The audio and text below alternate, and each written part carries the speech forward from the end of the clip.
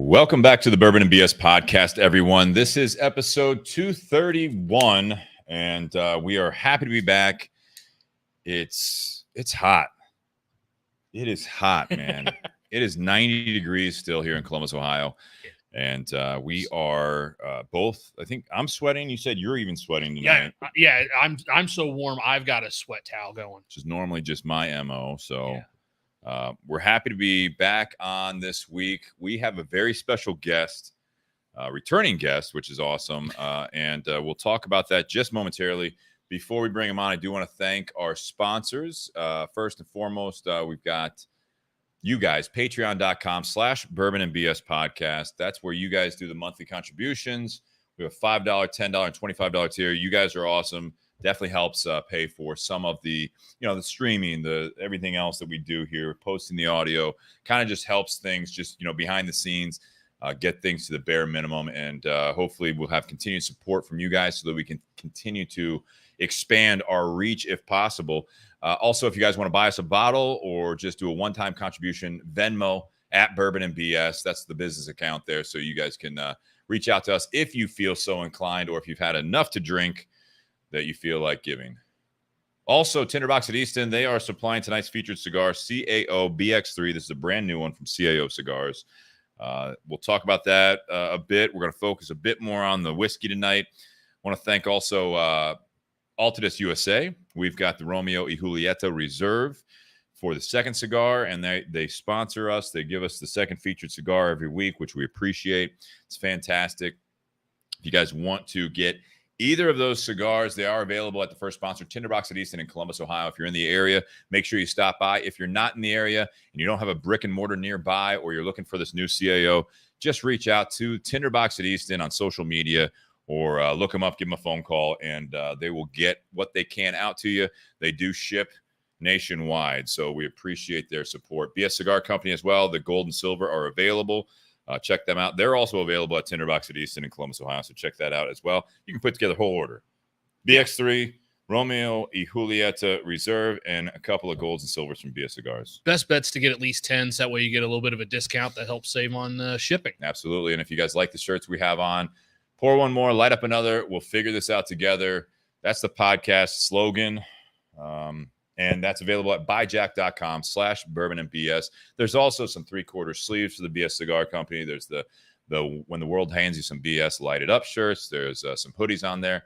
Probably not best, right now for you there, but give it a few months. They will ship it out to you as quickly as they can, and they print it just for you. So you pick the size, and they will mail it out to you. I want to remind everyone to please drink responsibly.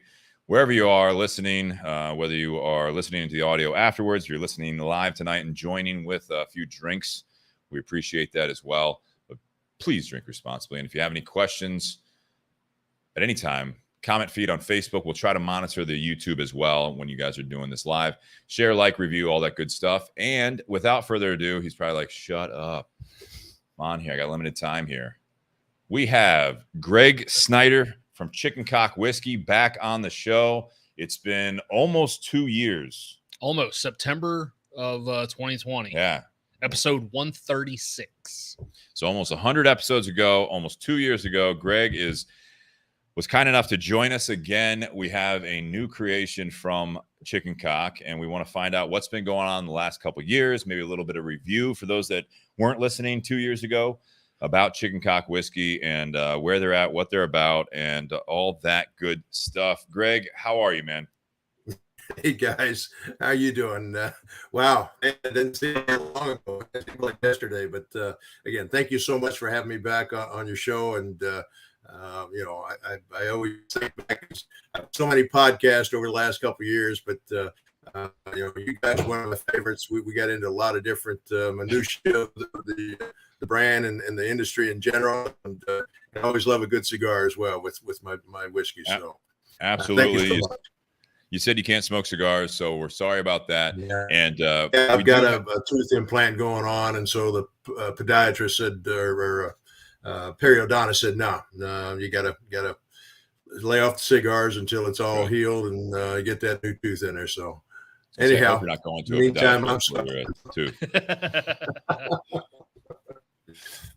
So Gregg, first of all, let's see. Okay. I'll tell you a little bit more about the contact we were talking about when she was there at Wild Turkey. So, Yeah. Gregg, Okay, cool. If you don't mind, let's first do a little bit of review for our listeners, if you're okay with that.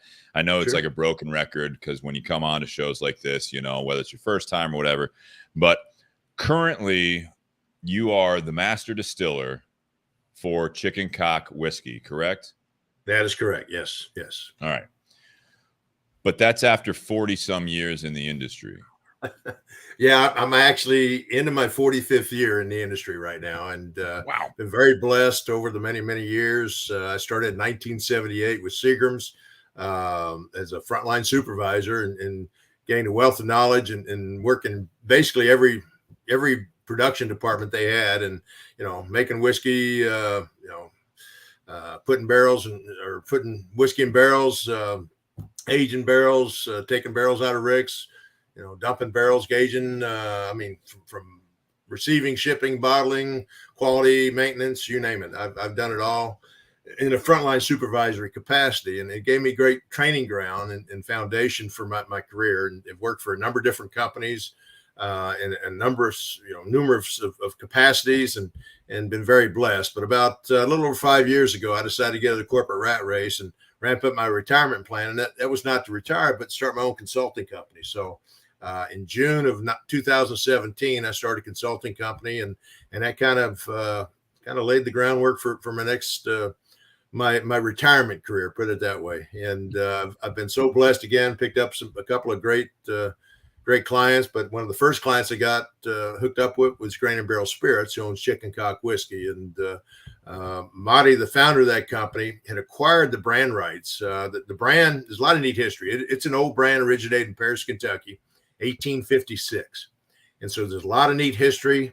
A guy by the name of James A. Miller built this distillery in Paris, Kentucky in 1856. And he was making a whiskey he was so proud of that he felt it was worth crowing about. And that's why he called it Chicken Cock whiskey. That's the first question I get when I do tastings all over the country. 100%. Where the hell did you come up with that name? Well, that's how it got its name. And you got to remember, 1856, Americans were still using the Old English language. And so the term for a male chicken was a cock. The term rooster didn't come about to the late 1800s, early 1900s. And so that's how the whiskey got its name. But a lot of neat history up to Prohibition. Prohibition, like most distilleries, they shut down. They sold the brand to a company in Montreal, Canada. And that company made a rye whiskey. And they would bottle that rye whiskey on the Chicken Cock label. Then they would seal that bottle in a tin can. And that tin can protected the bottle when they bootleg it back across the border in the U.S. And it showed up in a lot of speakeasies, but one of its claims to fame, it was the actual house whiskey at the Cotton Club in Harlem, New York during the Roaring '20s. One of the most famous speakeasies during that era. But at that time, it was still the Canadian. I'm sorry? But at that time, was it still the company out of Montreal? The company out of Montreal. Their Prohibition. Yeah, it was all made and bottled up in Montreal as a Canadian rye whiskey. That's right. And so a couple of years before Prohibition was repealed, National Distillers had a subsidiary that actually had a medicinal alcohol permit. So they bought the brand back, started a distillery up in Paris, and they were making medicinal alcohol for the last couple of years of Prohibition. And then, of course, Prohibition was repealed. The brand did great up until the 1950s, had a high-quality reputation, and the distillery had a fire, burnt to the ground, and the company that owned it decided not to rebuild. So the brand sat idle up until almost 60 years, 2011, when Marty Antela, the founder of Grain and Barrel, acquired the brand rights. And so, again, 2017, he approached me and shared his vision of wanting to resurrect the brand back to Kentucky and bring it back to its high-quality prominence and serving the role of master distiller. So that's kind of when we agreed to terms, and I've been working on that for the last 5 years. So it's been great, great brand, and we're making some great things happen. So.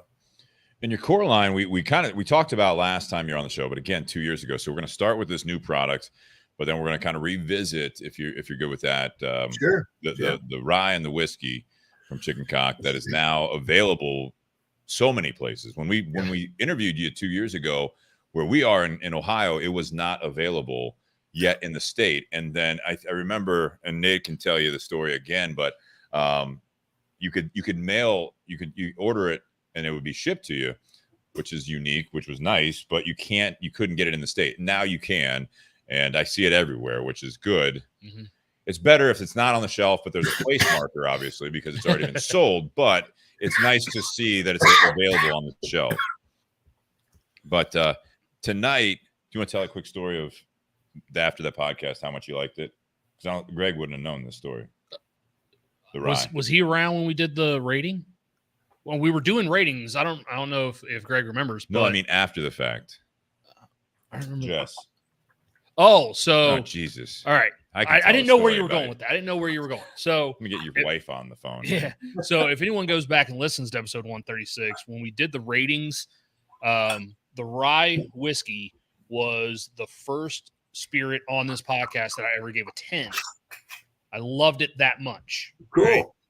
And some people were calling me out and calling bullshit. Well, because I liked it so much, during the broadcast, my wife went online and bought a bottle of it out of Missouri and had it shipped to the house. And she also loves the design of the bottle. Not only that apothecary style, but also that chicken wire hexagonal glass in there. Like she just absolutely loves the bottle. Yeah, you nailed it. I mean, it's first off the package. I mean, both those bottles you have, that's the two bottle designs we have. Both those bottle designs are replicas of pre-prohibition bottles that Chicken Cock was bottled in.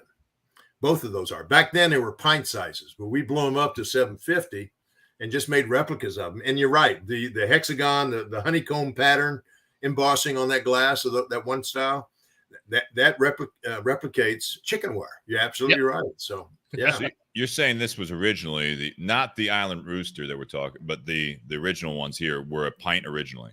Yes. Well, actually, the other one as well. Really? Both bottle styles were replicas of pre-prohibition bottles that Chicken Cock used. I mean, because I can kind of see that with this one, especially because that curve. It's got it's like a built-in handle, which is when it's a fifth, it's nice to pour. But I mean, with a smaller bottle, I can see plenty of people taking this pretty much right to the face back in the day in a pint. When you look at that concave and convexness, that's a hip flask. Basically, it's the old pint. Pint bottle. It's a hip flask. 100%. No, that's fantastic. I didn't know that part. But even the other, it's a star. We call that a starburst pattern. The embossing on the Island Rooster. It's got the old jigger cap, which you can screw off. Still got the cork finish and uses it as a shot glass if you want. So, all right. Yeah. Ours is a little dinged up when I got the box from you guys at the shop. FedEx didn't treat FedEx. Well. Was it Yeah, it was FedEx. Mm-hmm. And he had already, actually, I mean, if you ever get down to Bardstown, I made about this before. The Oscar Getz Museum. There's a museum there in Bardstown that they have the entire history of the whiskey industry in Kentucky. And on display, they have some of the old bottles, and they have both of these bottles. The honeycomb pattern and the starburst pattern. Both of these on display in the pint size. In their museum, so it's pretty cool. If you ever get down there, you got to go by and see it because they have so many neat old bottles. You just don't, never knew existed. So. Yeah, well, anyway, like the FedEx box was dinged up beyond belief, and so I'm looking at it, and I had to grab the FedEx guy back. I'm like, whoa, hang on a sec. I said, this one, the top was half open, the bottom was bashed in, and then I saw that it was to the podcast. I didn't know it was these, and I'm like, the box isn't wet, so that's a good sign. But then I started opening them up, and sure enough, our little tin cup here was a little dinged up. But luckily, everything was cool. It's just been used. Be careful. I did want to throw a question up on the screen just while because that's kind of the format of the show here. We had a listener, Austin, ask. Let's see. Said you were with Seagram's back in '78. Any chance you worked with alongside Gregg? Is it Metzi? Metz? Yeah, Gregg Metz. Gregg actually worked in Lawrenceburg, Indiana. I was in Louisville, and in 1983 they shut down the Louisville operation and consolidated into the Lawrenceburg, Indiana plant, which is now MGP. And Gregg was the distiller at MGP when MGP bought it. And he retired shortly thereafter, and I think he's now with Old Elk, and I don't know who else. But Gregg's a great distiller, very, very knowledgeable, great distiller. But no, I worked in Louisville, and Gregg worked up in in Lawrenceburg. So fantastic. Well, I appreciate you answering that, and Austin, hopefully that is what you were looking for. Let's if you don't mind, let's because last time I remember we talked about the cooperage stuff. So guys, check out the episode. What was it? 136, because that was just a wealth of knowledge, and we've already covered on the show. Anything can come up if you guys have any questions about that. But I mean, the history that you have in the industry, a lot of it was with the cooperage side of it. I remember hearing stories about you going out and literally looking at the trees and the rings in the trees, and I was just blown away by just, you know, how in depth, you know, you were going to the, like, you know, I want it out of this tree, I don't want it out of this one. I mean, it's super cool conversation. So definitely check out that episode. Yeah, still today. That's what I do every year. I go out to West Virginia, and I actually select the logs that we're going to use to cut into staves and heading, let it sit outside, the staves and heading sit outside for 10 to 12 months before we make the barrels the following year to age our bourbon and rye in. So I still do that every year. It's part of my MO every year. It's amazing. So that sounds like fun. It's if you know what you're doing, it sounds like fun. I mean, if not, I'm like, yeah, that one looks good. So we got the Starburst bottle here. This is Chicken Cock. It says rum barrel rye, Island Rooster, Kentucky straight rye whiskey finished in rum barrels. So this is 47.5%, so 95 proof, and it does come in a 750 ml bottle. And you know, again, produced by Grain and Barrel Spirits, which is the parent company, correct? That's correct. Yeah, and it says Bardstown, Kentucky. If you guys are looking, it does have it on the site here, but chickencockwhiskey.com, or you can search for it. Very good site, very in-depth and colorful, fun site. I love the website. And it also, you can find out where to buy and all that good stuff. So let's talk a bit about the Island Rooster here and what brought it on. Like, what brought on this project? Because I know you're always you got a lot going on. Yeah, so thank you. Yeah, I'd be glad to talk about it. So it's every year, Grain and Barrel Spirits, we try to do a couple of LTOs, limited time offerings. Okay. And last year, the founder and I were chatting and talking about, okay, what LTOs can we come up for the following year? And I told him, I said, you know what? I really love our rye. Our rye, for me, is one of the best ryes I've tasted in the market. And it was great to hear the discussion earlier because it's a 95% rye, 5% malted barley. And when we tasted it in 2020, I don't know if you guys remember this. It was just shy of 2.5 years old in the barrel.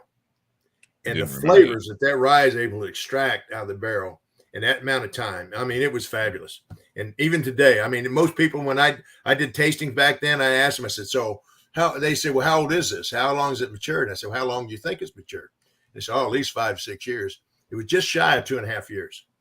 Today, what you're tasting that went into the rum barrels is 4 years old. So anyhow, so I told the founder, I said, you know what? I love the spicy, peppery notes of our rye.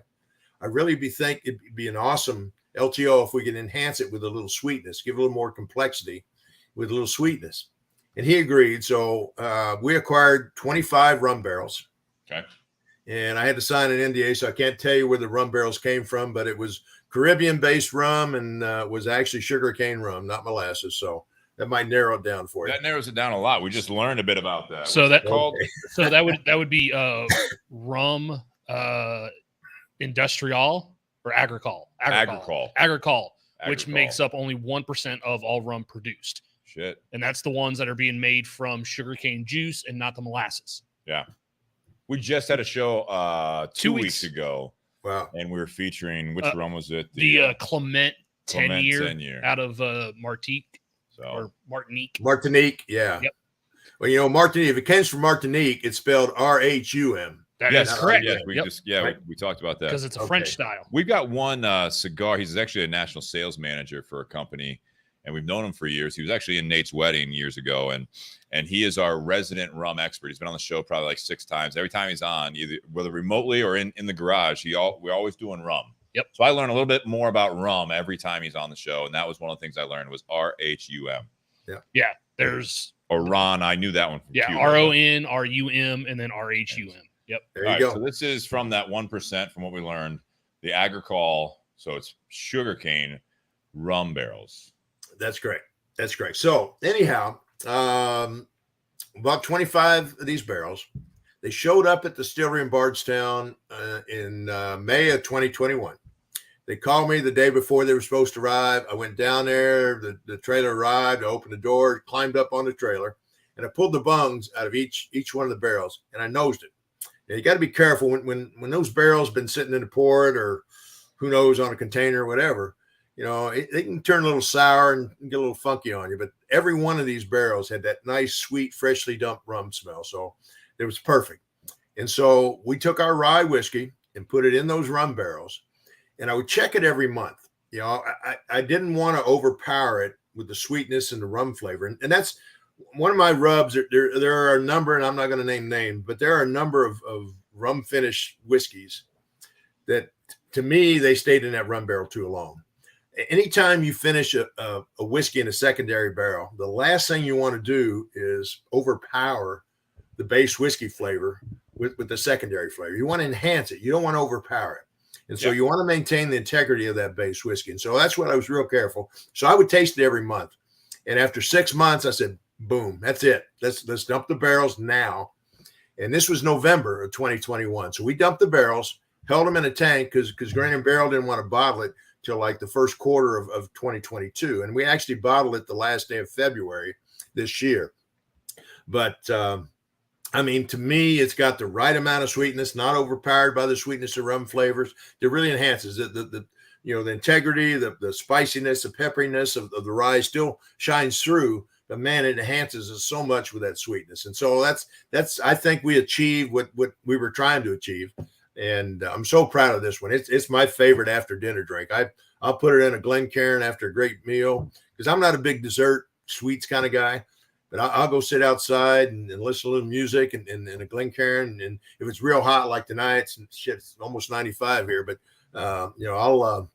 I'll put an ice cube in if it's too hot, and it just kind of opens up the flavor even more. But it's so good. So what kind of music are you listening to out there? I'm a country guy. I love country music, man. I'm with you. You're speaking my language. Speaking my language. So how do you, I guess I know you've done, this sounds silly possibly to some, but you said 6 months. Did you know this is something I feel like people a lot of times will ask when you age things, right? Sometimes there's from the business side of it. I don't think that's necessarily the primary driving force here when you're doing a limited run like this. Some of the other stuff, when you're doing this, you're like 2 years or whatever, this is good. If we wait 4 years, it's going to be, there's a business side of it to a point, but I know you're also kind of more of a purist / business minded individual, especially in this industry. With a project like this, I guess the question I think a lot of people would have is, well, why didn't you wait 7 months or 8 months? Like, you think it would have been too sweet? Did you leave like one barrel, like to say, all right. Cause I feel like, from a purely I'm talking like 6th grade science class, you're like, all right, we're going to have the control is these 3 barrels are all, finished at the same time. Scientific method action. Yeah. So like, we're going to have to all right, this is 6 months, 7 month, 8th month. And then which do you have? You just literally like, all right, 25 barrels, 6 months. That's it. Let's go. No more time. Why? What is that trigger there, I guess? Because that's something that, again, not being in that industry, it's like, I don't know. Like, it's always like, well, typically more is better, but that's not always the same the thing case. With tobacco. Like, how long do they decide to ferment tobacco? Sure. Yeah. So first off, a lot of people, when they do a sample, they'll go out and they'll take a sample out of a barrel, one barrel. Mm-hmm. No, I want to do a good random sampling of at least 20%. So I took 5 barrels, actually 5 barrels. So 20%. Okay.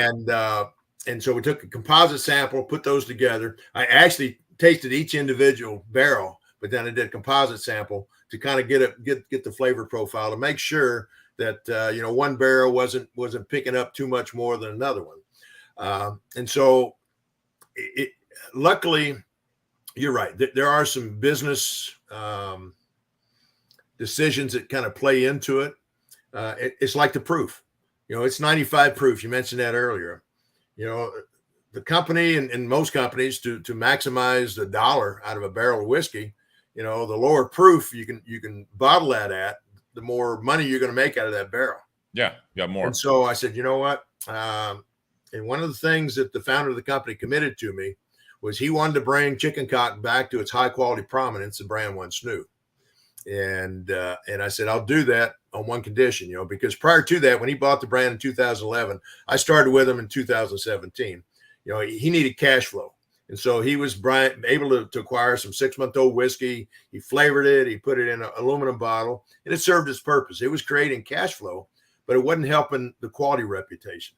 And when he shared his vision of wanting to break to its high quality prominence, that's what I told him. I said, I'll serve as master distiller and help you, resurrect it back to Kentucky under one condition. You quit buying this young shit and really focus on bringing it back to its high quality prominence. And that's, he committed to that. And that's kind of what we've been doing. And so same thing with the proof. I said, we bottled at 80 proof, 86. We need a lot more bottles out of barrel.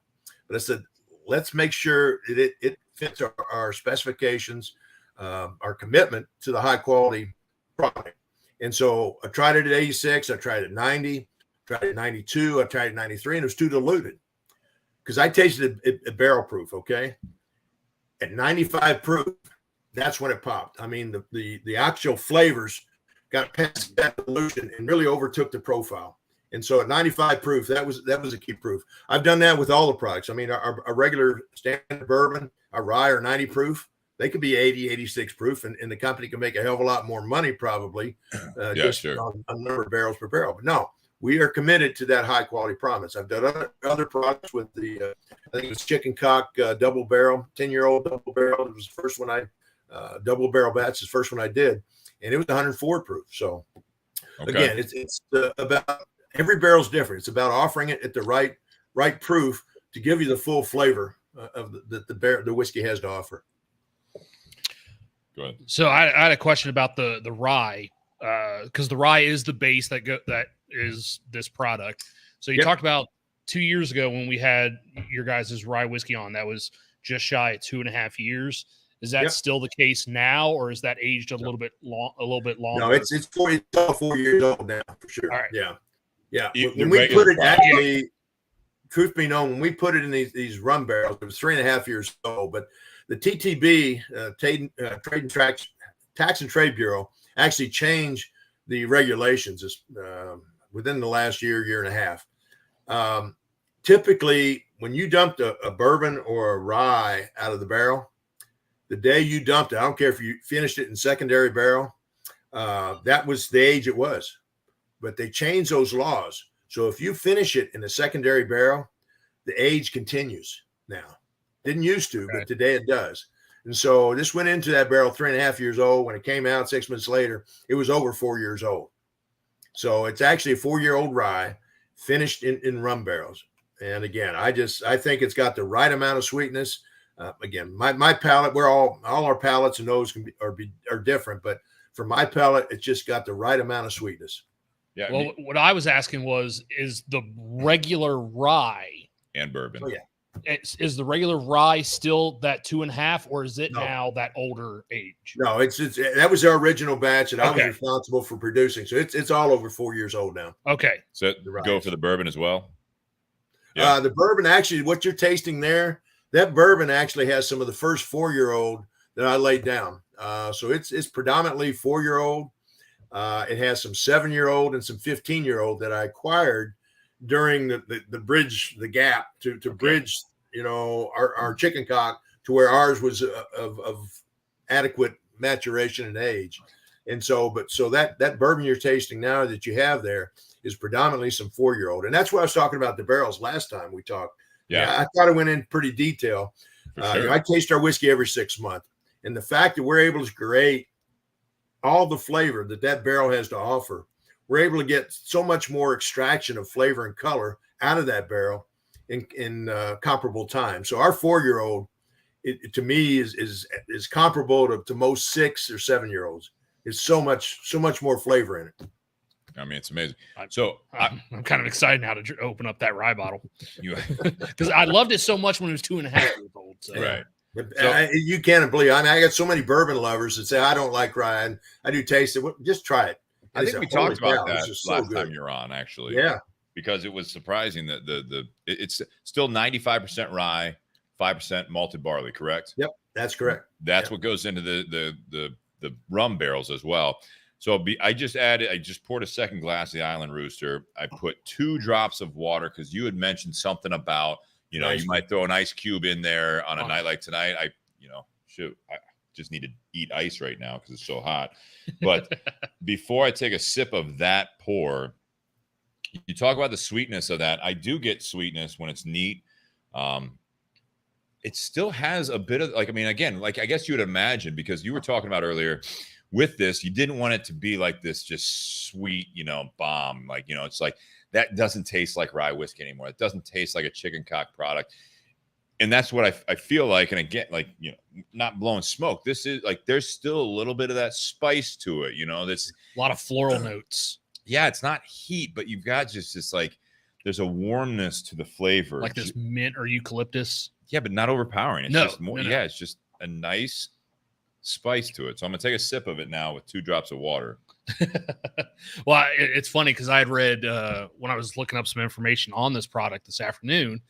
I read a couple of reviews about it, and one person's like, "Yeah, for a rum finish, this just didn't have enough rum flavor for what I was looking for." And I'm like, why would you want to have a rum flavor?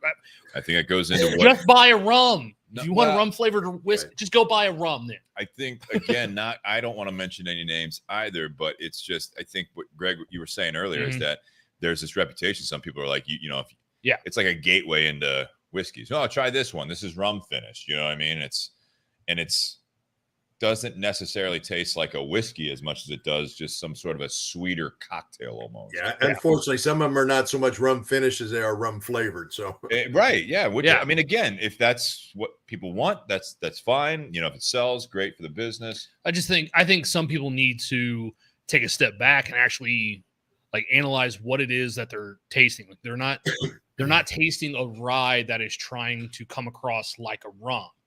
They're literally tasting a rye that was finished in the rum barrels just for the sake of adding a different layer and different depth of flavor and characteristic to it. I got to tell you, with this, I don't know if you added any water to it. I've not yet. Just with a couple of drops, it's more of a sweeter finish. It does. It opens it up so amazing. Yeah. I mean, you put an ice cube in it, it's amazing. Which I love hearing you say that, because there's that stigma out there is that if you're a whiskey drinker, you're drinking this stuff, you never want to throw an ice cube in it, you don't want to add water, you just drink it neat. Or it's like to hear someone with the experience you have, the name that you have in the industry, to just flat out this is a limited edition bottle, you can only get it for so long, we haven't even talked about the price. Let's throw an ice cube in there. There's so many people who just lose their shit over that. If I said that, they'd be like, this asshole doesn't know what he's talking about. You're Gregg Snyder. They're like, oh, this asshole doesn't know what he's talking about. And then they look it up. And you're like, 45 years in the business, master distiller. They changed it. This asshole doesn't know what he's talking about. That gentleman is very smart. And then they try whatever you say. But yeah, that really it's more of a sweeter finish with that a couple drops of water in there. That's. It does open it up just a little bit with just 2. Yeah. What do you think?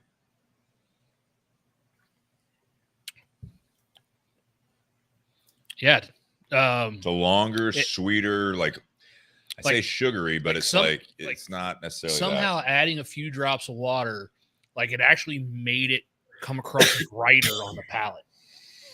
And it actually, and this is going to sound counterintuitive, it actually tasted a little oilier on the palate as well, which typically add water, it's going to do the opposite. But it actually made it taste a little bit thicker and sit on the palate a little bit longer. And I know it's not molasses. I'm not saying this. And I learned about this 2 weeks ago. No, more than that, actually. It almost has a little bit of a hint of that more brown sugar or that sorghum. Sorghum, yeah. I get more of that on the finish. Yeah. And people say molasses, which is fine. I mean, that molasses comes from sugarcane, so sure. What the hell? But yeah. And again, I can't wait to have a great cigar with this, because this is my my go-to after dinner drink, and I can't wait to get a good cigar with it. So, well, I purposely did not light this up because of what we have in front of us. So I'm going to light it up while you guys chat here a little second here. I'm going to light up the CAO BX3, brand new. One of the other things we learned, that's a big difference in those 2 different types of rum, the rum agricole and rum industrial, one being made from molasses, the other from the sugarcane juice. A lot of times that molasses tends to just come across like a thicker, heavier, sweeter type of flavor. That sugarcane juice, it's almost like the molasses is almost like a concentrate. It's almost like a sugarcane concentrate. Yep. So you're going to get just a rich abundance flavor. That's a great analogy. Yeah, exactly. Whereas that sugarcane, it's thinner, it's very bright. There's still some sweetness to it, but because it's made from the sugarcane juice and sugarcane will start to rot as soon as you cut it down, they've got to go straight from the field, straight to the press to press out the juice. That's why there's not as much sugarcane juice rum produced, is because it's a little bit more time sensitive. Tough to work with. Yeah, it's harder to work with. Molasses, you can turn that sugarcane into molasses and then sit on it for however long you want to before you make that into a rum. Sugarcane juice, you got to do it right away. So I think that's where, because this is coming from that sugarcane, that rum agricole, it's got just that brighter, warmer sensation to it instead of that thick, heavy molasses finish. I think you're right. That makes sense. So this is limited. How many bottles? We were talking before we went on air, and I don't know what batch we have. You said that you did one, and then explain that a little bit. So yes, sir. Yeah. So what happened is that again, May of 2021 is when I put the rye in the barrels, and I check it every month. November 2021 is when we dump the whiskey out, because I said that's all the sweetness I want to give it, no more. And we held that in a tank, barrel proof, until February of this year. The Grain and Barrel didn't want to bottle it till the first quarter of this year, so that's when we bottled it in February. But there was so much rum aroma and rum flavor left in those barrels that I refilled them with some more rye, and so we did a second rendition of it. Now, less extractables to pull out of it, and so this one took about 7 months to get a comparable sweetness out of it. So again, I purposely took the barrels and I put them up on the top floor of the warehouse. And I've got a great relationship with Bardstown Bourbon Company, where we make our whiskey, and they kind of give me a carte blanche as far as cherry picking where I want to age our barrels. But they're great people to work with, and so we put them on top floor. In 7 months, the sweetness was comparable. So we just here, I don't know, within 3-4 weeks ago, we bottled the second rendition. The first time there was a little over 6,000, a little over 1,000 6-pack cases, so a little over 6,000 bottles. Okay. And some states got it, some states didn't. We had to allocate since it was such a limited edition. Not a lot. That's really not a big. It's not. Now, when you talk, we're in 42 states now, I think. So you can't spread that out that far. Yeah. So the second rendition, like Indiana, where I live in southern Indiana, right across from Louisville, Kentucky. Indiana didn't get anything in the first round, but they're getting an allocation in the second round. So second round just came out, but I mean the first round, it's just I went to Wisconsin, did a market visit. I went to Florida the next week, did a market visit. Within 3 to 4 days, their allocation was sold out. Sold out. Yeah, it's got to be. Yeah. People loved it, absolutely loved it, and so. You said the first batch, that was that's what we're drinking, I assume, right? Yes. And then the second batch, you just pulled it recently, correct? Yeah. Well, this week, Indiana ought to be getting their allocation. So, and they've got pre-orders. I mean, most of it's already on pre-order. People have tasted it at tastings I've done, and some of our sales group have done, and there's pre-orders that are going to take up most of it already. So yeah, and I figured that, and we talked to our contact Ann at OHLQ here in Ohio, and she doesn't see it on the list. So possible bad news for Ohio on this one, but we do have these two. And then what was the third available in Ohio? There's going to be one available. It was like Cotton something like that. What's that? Cotton Club? Cotton Club. Yeah. That's you talk about a price point. It's pretty expensive. SRP is around $500 a bottle, but that one, again, very limited. That was the other limited offering we had, and it is actually 20-year-old Canadian rye whiskey. Oh my God! The founder of the company, I really didn't have any involvement with that other than tasting the whiskey after he bought it, but the founder of the company wanted to pay homage to the brand 100 years ago during the 1920s. Sure. when it was the house whiskey at the Cotton Club. So he came up with a commemorative tin can that it's put in, the bottles, sealed in. And it's 20-year-old Canadian rye whiskey. And it is amazing. When people look at it, they say, man, it's so light in color. And you say, well, I got a bottle right here. So again, it's in the honeycomb bottle. See how light it is compared to our bourbon? I do also notice the old fat, like the throwback label. Yes. Yeah. Throwback label is comparable as well. But so how light it is, people say, that's so light. Well, go back to 1920. Right. When most of the distilleries shut down in the U.S., guess what? All the cooperages shut down too because they just lost their customer base. So that forced Canadian distilleries to age their whiskey in used barrels. And even today, most Canadian whiskey is aged in new barrels. In the U.S., you make a rye whiskey, by law, you got to age it in a new barrel. Not Canada. Canada, you make a rye whiskey, you can age it in a used barrel. And so the Cotton Club, based on the color, I'd say this is probably the third time that barrel was used. But every time you use that barrel, there's less color to extract, there's less flavor to extract. And the flavors of this Cotton Club are so unique. I mean, so soft. Lighter color, but it's got more of a fruity floral taste and nose to it. Not unlike any rye whiskey I've ever tasted. I don't get the grassy, the spicy, peppery notes of it so much. It's more floral and fruity, and it's so unique. So again, it's not for everybody at that price point for sure, but it's definitely a collector's item. The first of a 310 series we're doing. We're coming out this holiday season, October, November, December, with a product called Chicken Cock Chanticleer. What was that again? Chicken Cock Chanticleer? Chanticleer. It's Chanticleer. French. It's French for rooster. When you say it like that, I can tell. Yeah. It's French for rooster. And there's so much French connection with the bourbon, bourbon whiskey, evolving from tribute to the Bourbon family, who was a ruling family in France, and Virginia Commonwealth created Bourbon County or Bourbon County. Anyhow, there's a lot of French connection. Chicken Cock was originated in Paris, Kentucky, and Bourbon County, the county seat of Bourbon County, and Paris being a French connection. So anyhow, what it is, it's actually bourbon that we're aging in a cognac barrel. Okay. And I've already dumped it out cognac is so powerful, such a overwhelming flavor. Yeah. After 4 months, I said, that's enough.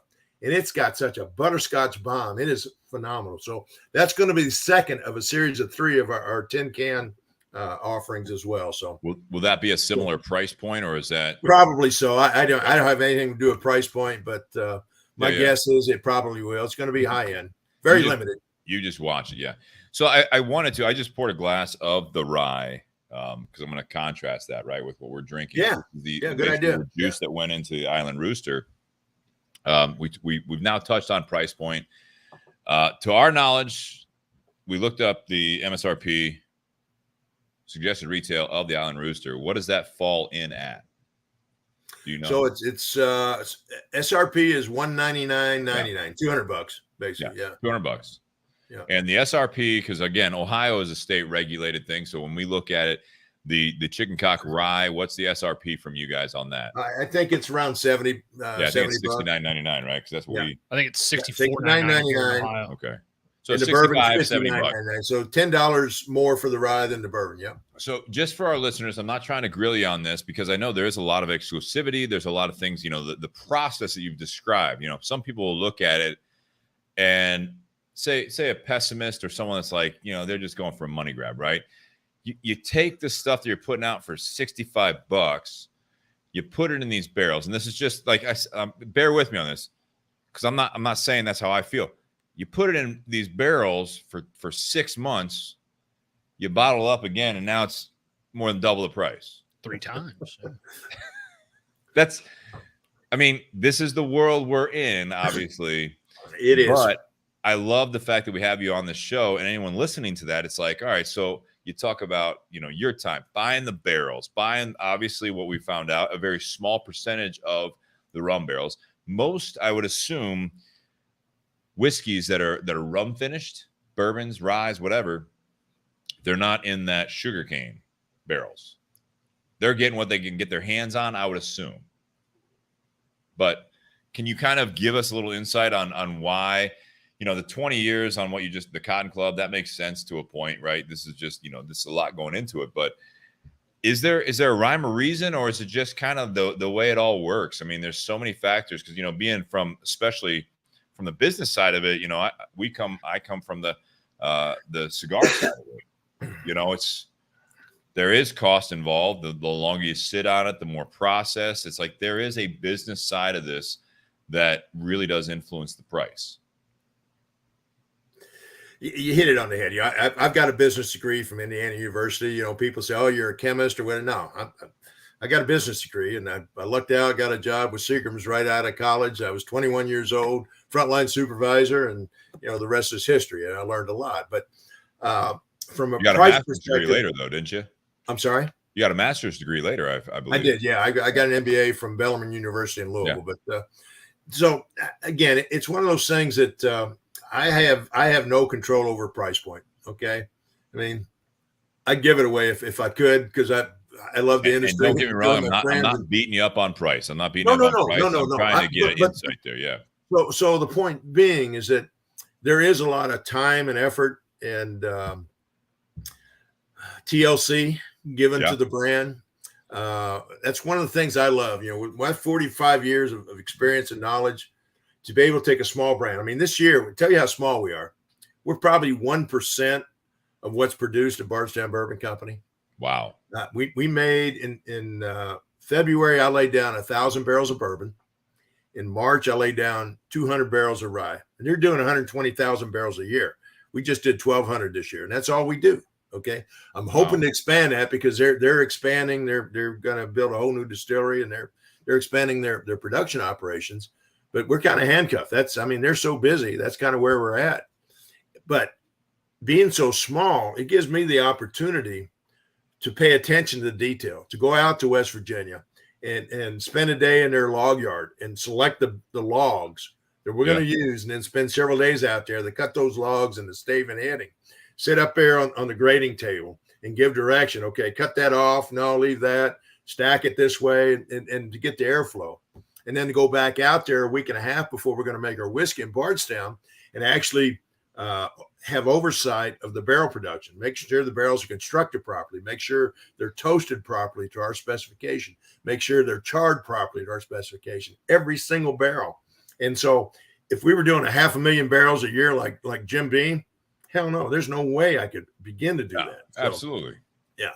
So anyhow, it's kind of good. And again, we're small and the price point is what it is. It's not for everybody. And I don't claim it is for everybody. I belong to, so many whiskey groups on Facebook. Sure. And people like to bust my balls about, oh, geez, how can you price it? I don't charge that for it. That's what the company decides. That's what it's worth. And it's selling. It's doing great. I mean, the Island Rooster, like I said, I've done 2 market visits in the last couple months, and within 3 or 4 days, the whole state's allocation sold out. So it's doing great. So. That right there says a lot. It's a supply and demand. Yes, it's a higher price product. There's not a whole lot of people that are going to spend $200 on a bottle, but the people who know what the brand is, or they go to a tasting and they really enjoy that, they have no problem whatsoever dropping $200 on a bottle. Most of the people that know me know I don't typically spend every day you go drop 200. That's the bare minimum. Well, let me tell you a quick story about that. I was in June. I was in Wisconsin, and God love Wisconsin. They don't drink a lot up there, but it's a neat state. They drink a lot. It's mostly beer, I thought, right? No, believe me, they are probably the largest consumption state in our great 50 states of America. Yeah. So, but it's cold. Great people. It is cold, but great people. In the first evening I was there, we did a tasting bottle signing at a place called the Distillery, and I can't remember. It's a little small town, kind of west of Milwaukee. But anyhow, it was kind of neat. It looked like an old supper club.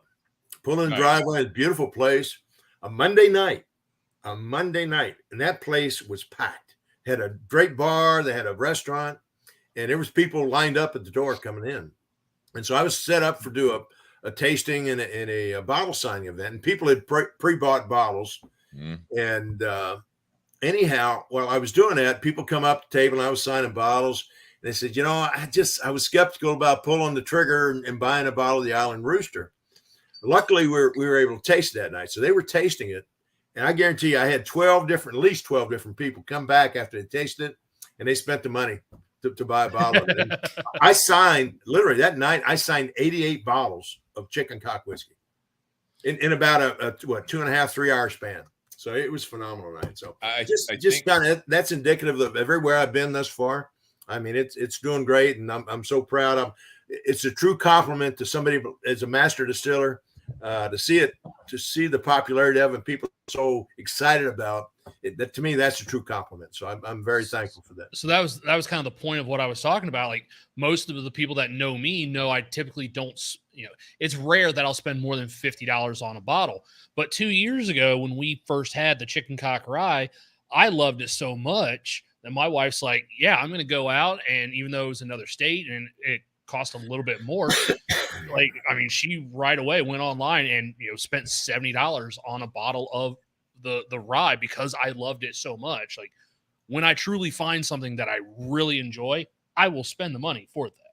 So we're talking, I mean, part one, we talk about both the obviously the whiskey and the cigar, but I do want to keep, since we have Gregg on, I want to focus on that.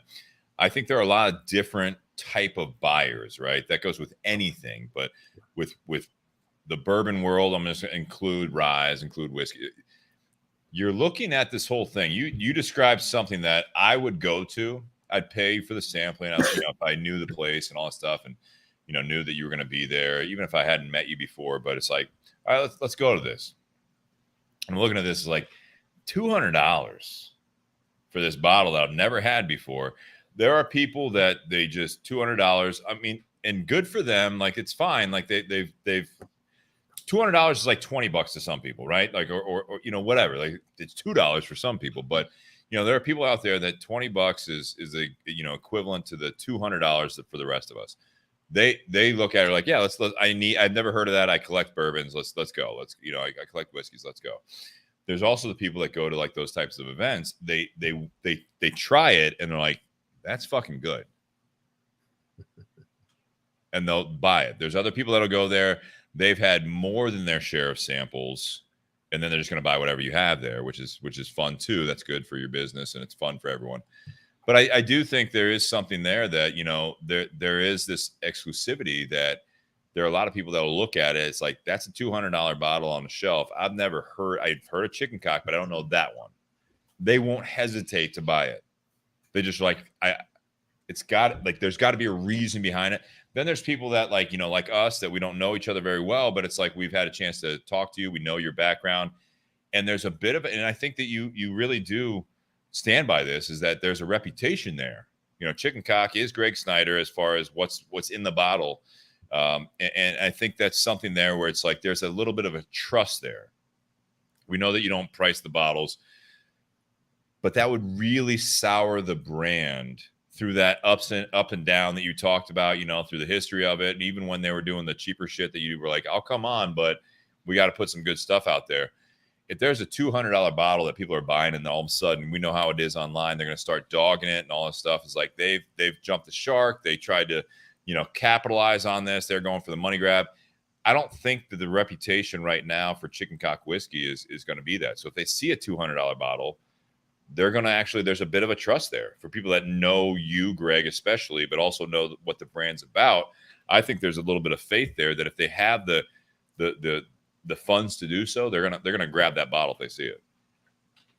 And I appreciate that. Again, that's I over 45 years, I worked hard to establish a fantastic network. I think I told you guys, Jimmy Russell and Eddie worked for me for over 10 years. And I got to be great friends with guys like Booker Noe and Elmer T. Lee and Parker Beam and so many icons of the industry over the years who are no longer with us. But I've been very blessed in that regard. And so that network and the reputation that I've been able to establish over that 45 years is so important to me. And I made that very clear with not only, the management of Grain and Barrel Spirits, but everybody that I do consulting work for, because you know what? I take a lot of pride in that. And I've told them, every one of them, I said, don't you ever do anything to put a negative reflection on my reputation and what I've come to know in this industry, because when that happens, adios, I'm out of here. Because you've already retired once. Pardon? You've already retired once. You can do it again.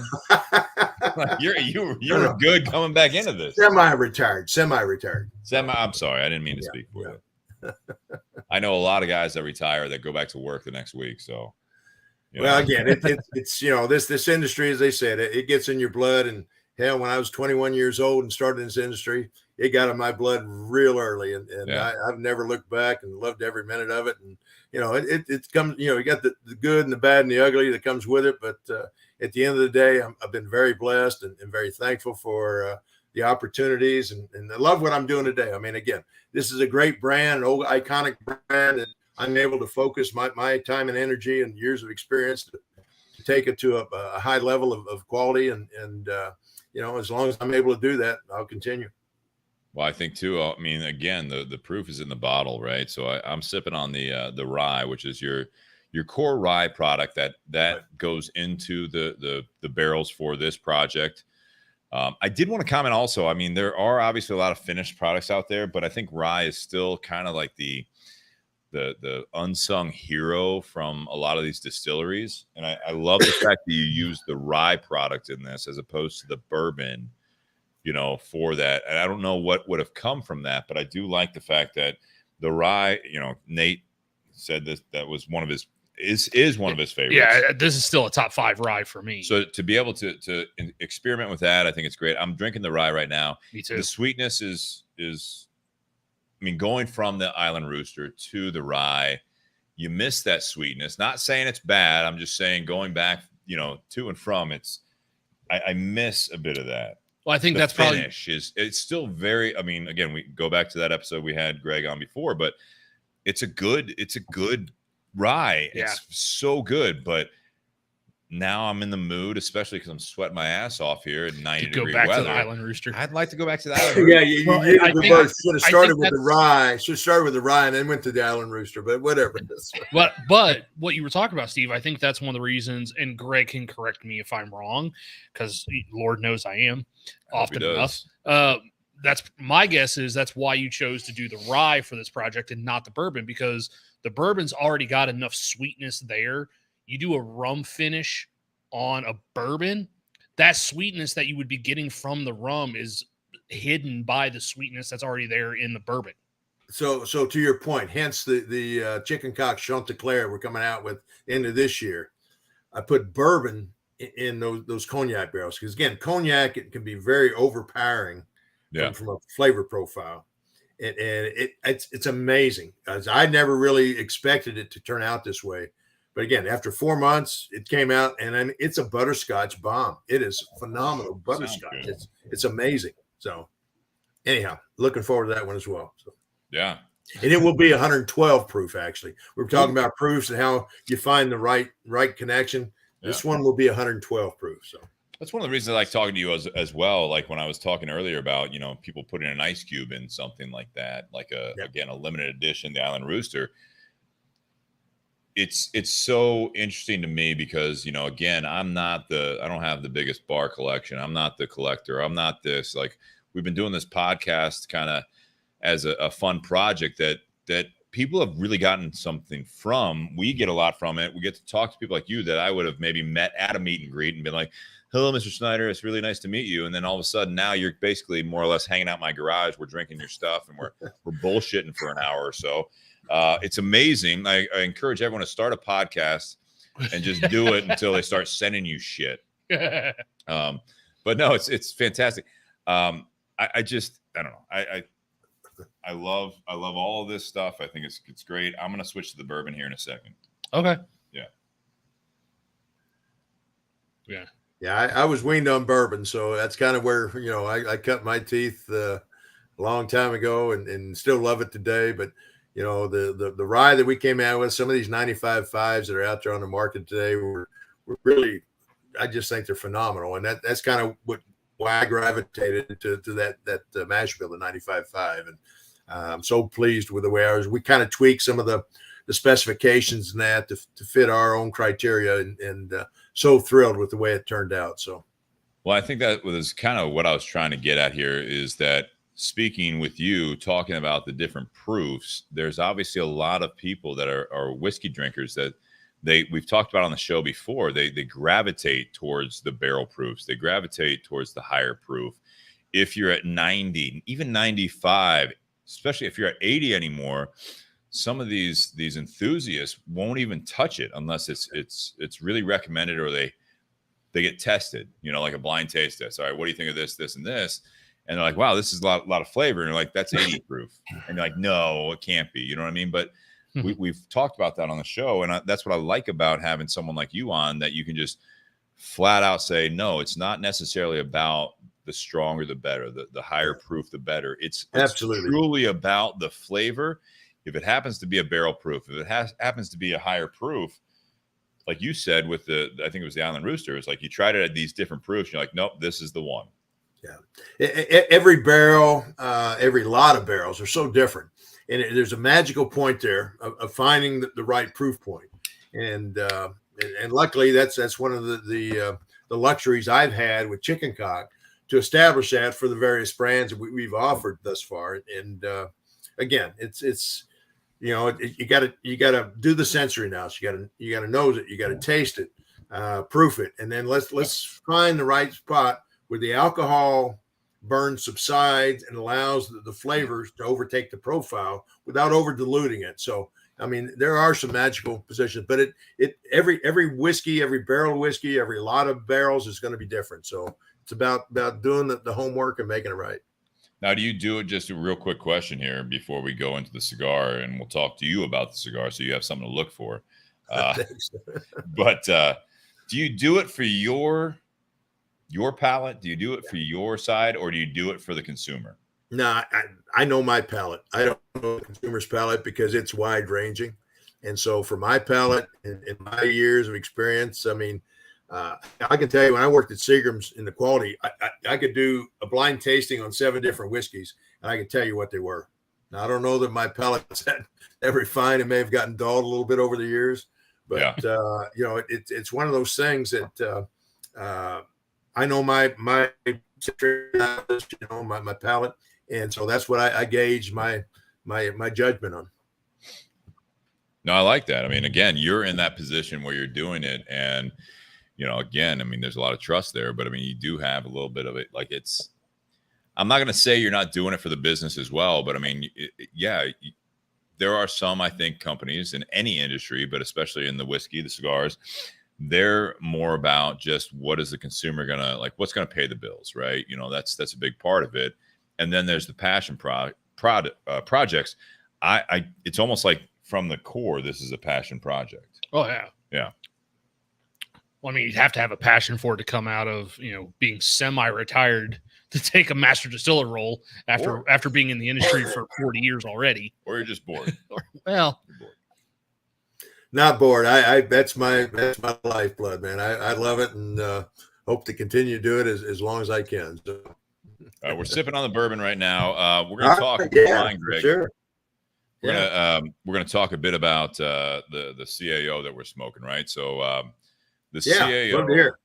All right. So CAO is a well-known brand. It is now under the umbrella of General Cigars. It has a family history. We've talked about a little bit on the show before. Do you want to talk a little bit? You want to jump in about the history behind it? Well, so CAO stands for Jono A. Osgener. Mm-hmm. He was the patriarch of the family that believe the family's originally from Turkey, and he came to the U.S. and initially started in the late 60s. They were doing a lot of pipe manufacturing. Mm-hmm. And then in the 90s, they started getting into the cigars, the premium cigars. And by the time this was one of the first brands that I started smoking when I was in college. And at that time, they had a lineup that consisted of maybe 10 cigars, 10 different products. But every single product they had at that time was rated 90 or higher. Yeah, they were killing it. So they were doing absolutely fantastic work. When I was in college, that was when they came out with the CX2, which was Cameroon ×2. So a Cameroon wrapper, Cameroon binder. They came out with the MX2 for Maduro. Same thing, Maduro wrapper, Maduro binder. And then I think it was after I graduated, they came out with the LX2, which was Lajero. But yeah, Jono retired from the business. His son, Tim, took it over. You had his daughter, or Jono's daughter, Tim's sister Eileen, was also part of it. That was actually the very first event I ever went to was with Eileen. But Tim was the one that was kind of running the company. And then eventually they got approached, and it was one of those deals too good to pass up. And so Tim sold the family brand off to General Cigar Company. And to my knowledge, was out of the business for quite some time. Yes. Now has, just side note, has re-entered the business. Just this year. Partnering with Crown Heads. Yep. Crown Heads, who, again, we were speaking about Miguel earlier. So Miguel, who was the rum expert for us, who was on the show a couple weeks ago, he was with CAO back in the day, now has found himself back with Crown Heads, which is owned by a couple of the CAO guys. They're based out of Nashville, Tennessee. And so let's focus more on CAO now, though, just to give them credit. This BX3, I'll let you describe the blend, because you like saying the binder. Much like, you were talking about, I said, what was that? And you're like, it's French. This is how he likes to say it. So they call this a BX3 because there are Brazilian tobaccos in all three parts of the cigar. Correct. So the wrapper is Brazilian Matafina. The binder is Brazilian Aripiraca, because that's how Josh Bentley says it. So I feel like you had more flair to when you said Aripiraca the first time. Aripiraca. All right. And then the filler is a 4-country blend: Brazilian, Nicaraguan, Honduran, and Mexican. Right. So this one is, so there's I don't know, Greg, if you're familiar with the CAO brand, the Brasilia is their, to my knowledge, is still their number one seller at this point for General Cigars. Now that and the gold. The gold, which is a Connecticut, it's a lighter, mild. But the Brasilia is a unique blend. They came out with this. We've had Ricky Rodriguez, who is no longer with CAO. He's now with West Tampa Tobacco Company. We hope to have him on. He and I have already talked about lining it up. Awesome. So we're going to try to get him on. Ricky's been on the show. He was the CAO master blender and ambassador for a while, for like 11 years, 12 years, something like that. I don't know if he had his hands on this or not. I'm not going to speak on that, but this blend is the first CAO that's come out that I think it's not just tried to reinvent. There's a little bit of, I know it's not an expansion of the Brasilia, but it does have some hints of that. Yeah, because I mean, clearly with the Brazilian, Brazilian at the time the CAO Brasilia came out, there weren't a whole lot of companies that were utilizing Brazilian tobacco. Recently now there's a lot of companies utilize. Like recently we had a cigar on that utilized a Brazilian grown Cameroon tobacco. Which Ricky talked to us about. We know Eric Espinoza loves using some Brazilian tobacco in his cigars. Especially for that Laranja. So the buzz on this cigar right now, it's brand new to the market. There's some legal talks on this, which I think are so. If you look at the picture that we posted online, so the CAO BX3, it's very colorful. The band is very colorful. All the colors, again, and then it's got an X going through it for the BX. There's a little bit of a back and forth between Fuente and General Cigars about that, because apparently the Opus X and the X on that, we're not going to, we can dive into that, but I don't think we need to. We'll save that for the intermission. We'll save that now. We don't even need to do that. But so I've had some people already coming back in. They're like, oh, that really colorful band. So they've done really well on this, in my opinion. It stands out in the CAO portfolio. I think it stands out in a lot of just across the board in any humidor. And I have referred it to people looking for a medium to full-bodied cigar that's looking for something new. If you like the CAO Brasilia, this is something that you can actually enjoy. I will say this. I am of the opinion that they've got one of those QR codes on the back of the band. That's starting to show up a lot of places. I think it's being overused a bit. I don't know if did you actually scan this on your phone at all? Or? I have, and it takes you to the CAO website for the BX3. It gives you, a little bit of the details of it. It gives you a little bit of the, like it's got a little video. It's really cool, a little overdone, but it's really cool.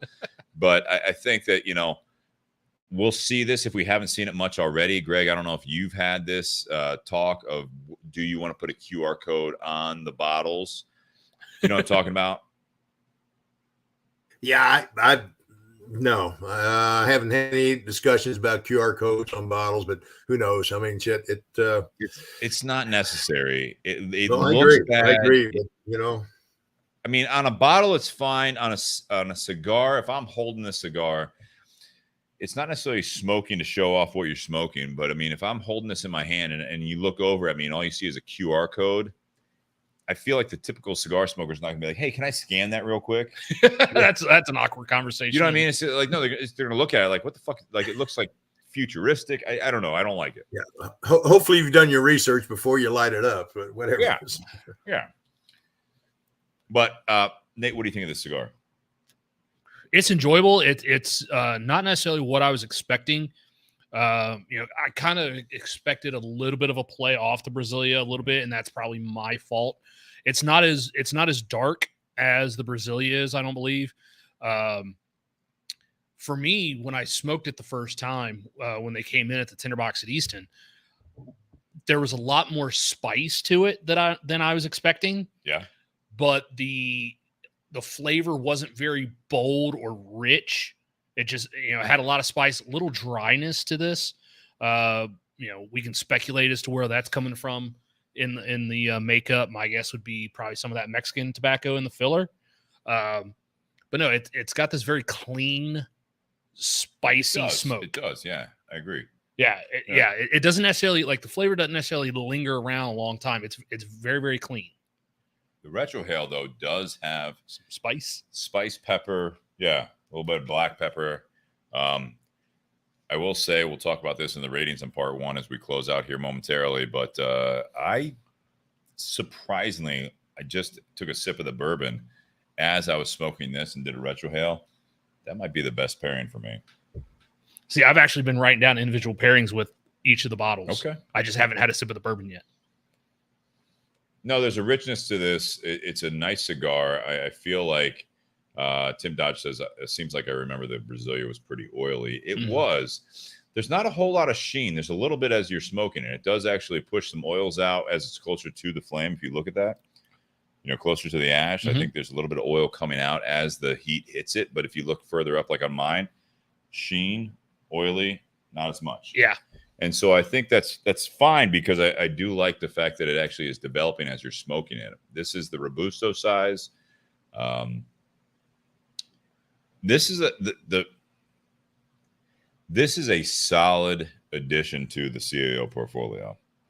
Yeah, and my guess, when you were talking about Ricky, whether or not he was, my guess, because it was pretty recent that Ricky left. Yeah. So, and we all know, like, with cigars, like, there's an extensive R&D that goes into it, and testing different blends, different binders, different wrappers. The fermentation process alone takes quite a bit of time. So I would speculate that Ricky had a hand in developing this cigar. He just wasn't around when it actually, got sent out. And who knows? These may have been rolled and then sat, in the factory or the warehouse for a little bit before they shipped out. So they may have been made while he was still there. But my guess is he was definitely part of the production. It does have that clean finish. It's got that dry, like, when I say dry, I don't know if I'm talking the same notes as you are, but it is drier to the point that it's just a sharp finish. It's not a dryness that I need to chug water to do today, because it's still hot. I mean, again, we've been in the garage now. It's 9 o'clock. It's dropped to 79. It says. Doesn't feel so like it. kind of like say a cedar dryness or like a woody type of dryness. A little bit, but it's got that spice that I was expecting. You said you weren't expecting it as much. You're expecting that Brasilia finish or like that. I was expecting some spice. Yeah, I think they differentiated this cigar And, like Greg, same thing with you with these things. If you keep putting out the same product, they keep expecting the chicken cock bourbon, the chicken cock rye. You put something else out there, like, it's not quite the same. It's like, well, I'm not going to put out the same product. You know what I mean? So to have that Brazilian tie-in, if they just put out a CAO Brasilia and rode on those coattails and were like, yeah, this is just slightly different. Yeah. Yeah, if they called it like, you're cannibalizing your own line. Yeah. There's no point in doing that. You want to put out something different. So I think they did a good job with this. Yeah. So consistency is so important with your flagship brands like our bourbon or Kentucky Straight Rye.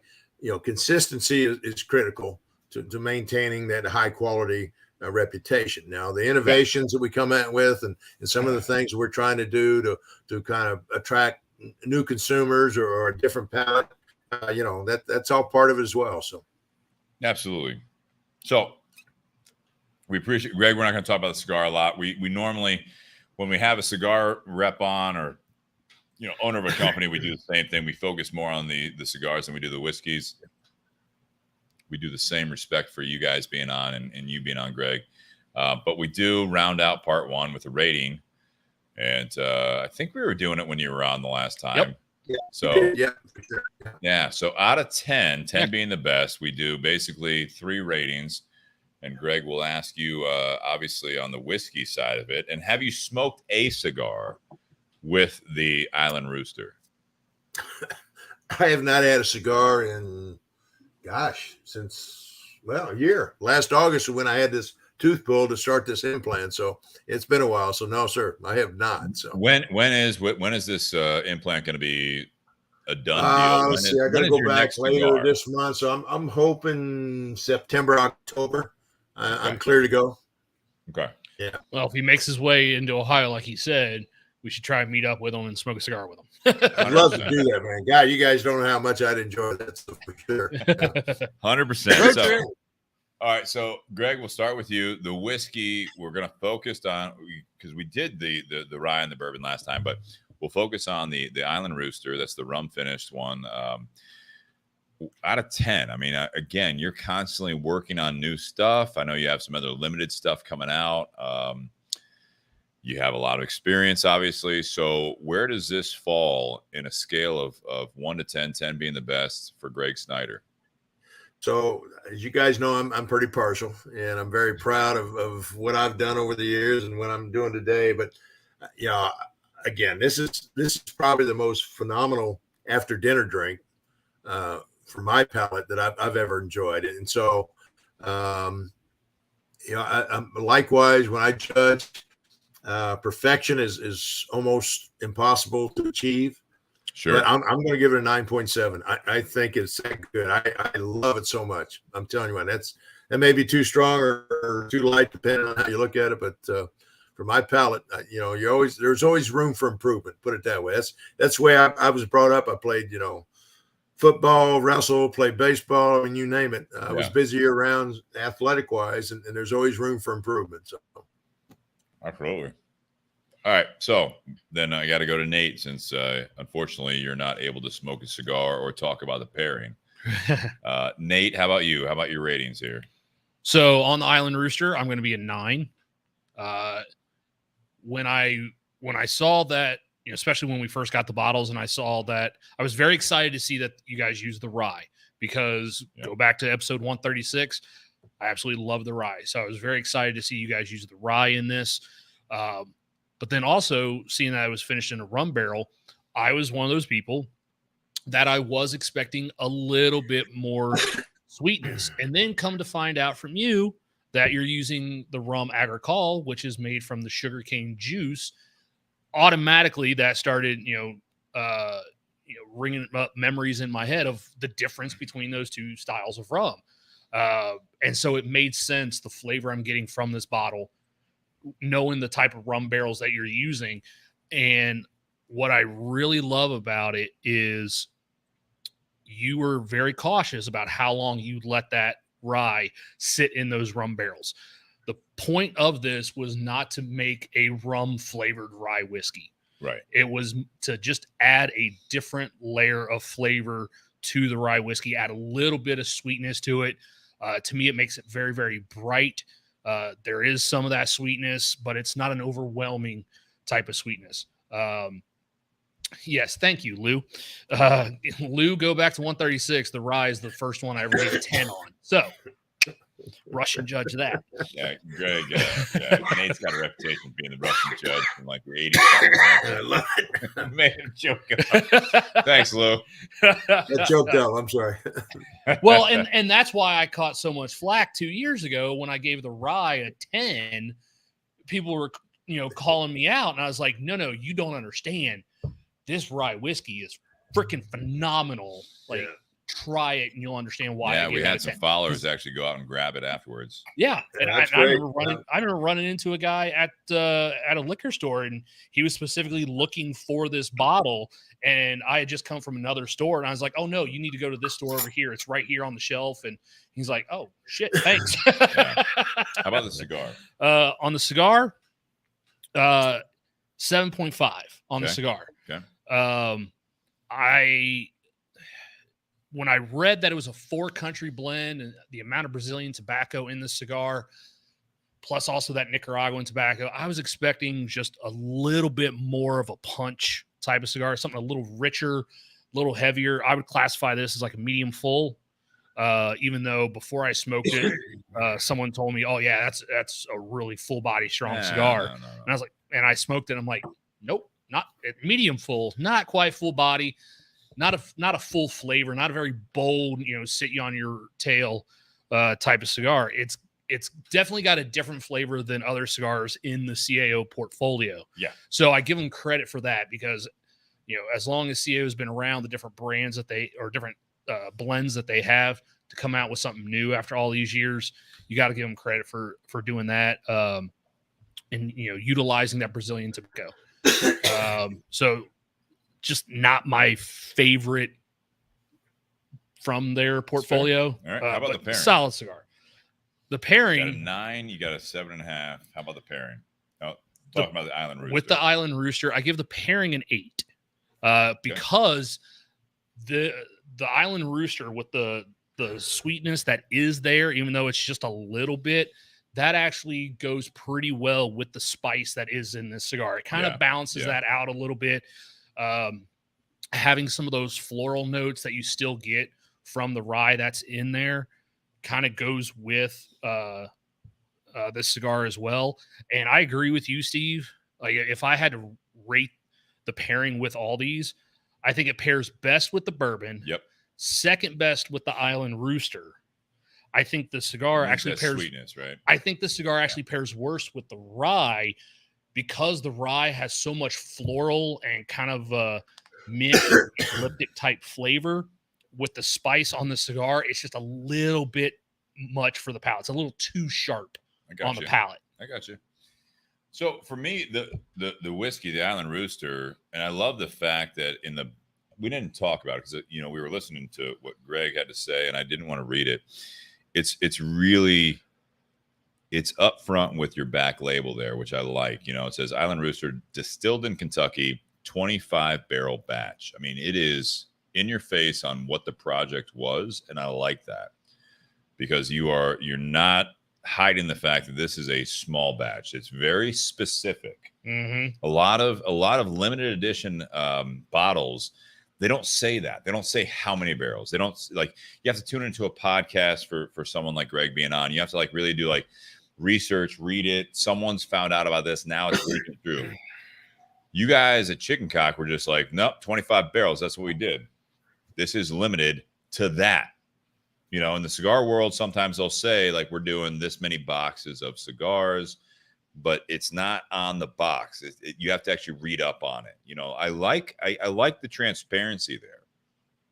I really do. That's a bold move. I don't know many companies that will say how many barrels or what the production yield is necessarily when they do a limited edition. They leave it almost someone elusive, will put barrel like, this of this or bottle this of this, but But this isn't a single barrel. This is so I like that part of it. On the Island Rooster, I'll give it a 9 as well. I think this is really cool. The price tag, it hits the wallet a little hard, but again, this is something that I'm going to see in Ohio. You're going to see it in a case. You know what I mean? This is not something that's going to be just sitting on the shelf. I was just in Chicago recently, like Binny's, if you're familiar with Binny's. I mean, they've got stuff kind of separated, well, yeah. So this is something that you'll know it's special just based on typically where it's at in the store, the price, and hopefully, for those that have listened to this one, or if you have, a lot of customers, like you said, when you do those visits, they try it at these events, these tastings.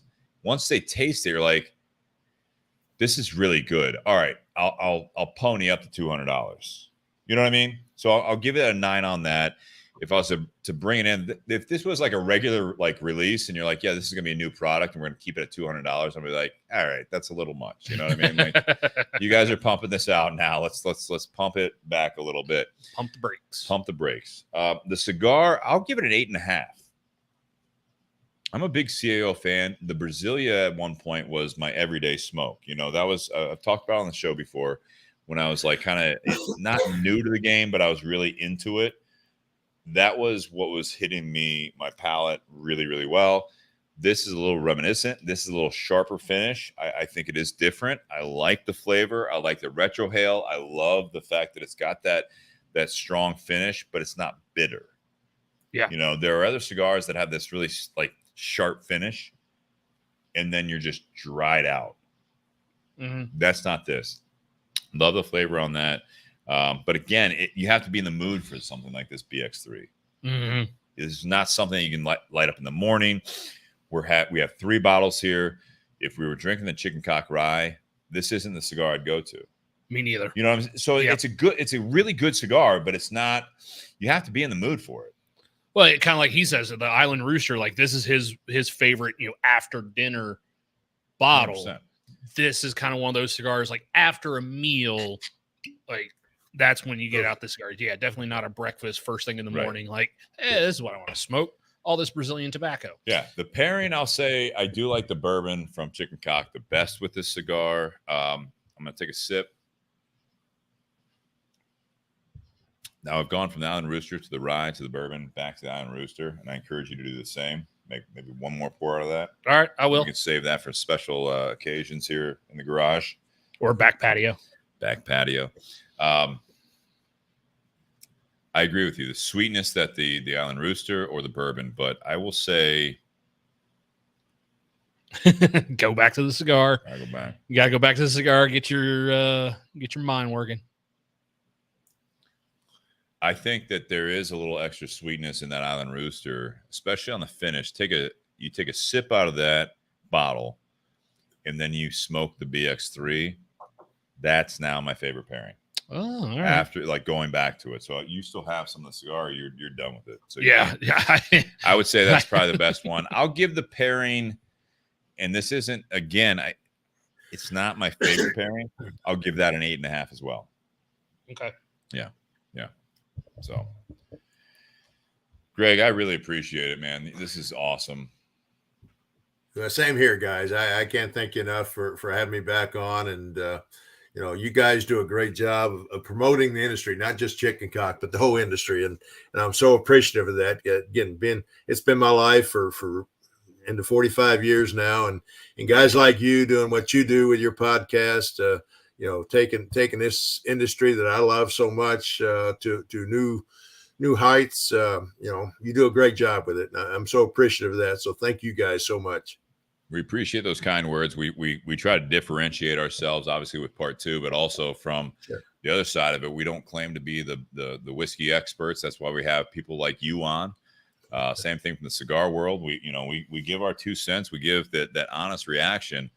But I think that speaks to more people necessarily, when you're doing YouTube searches, you're doing, you hear about a podcast. I think that's more of I'm not going to say we don't drink whiskey all the time, because we do, but it's one of those things.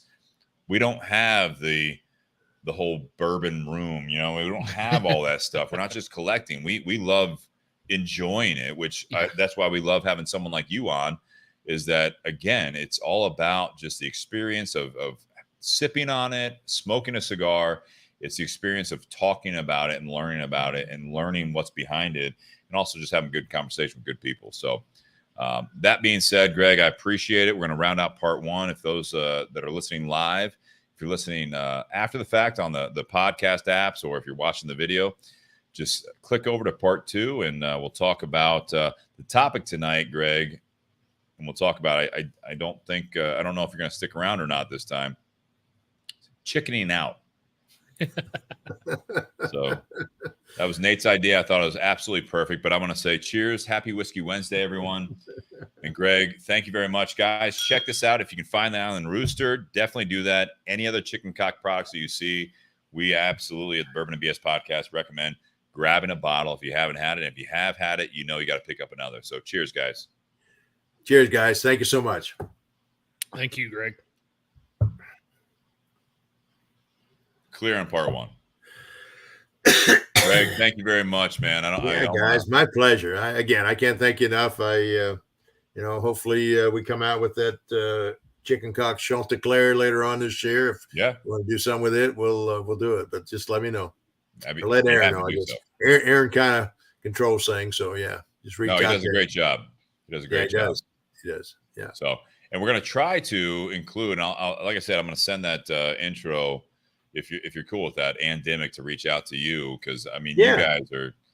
She was again, this is an intermission here, but she said so when she was with Wild Turkey.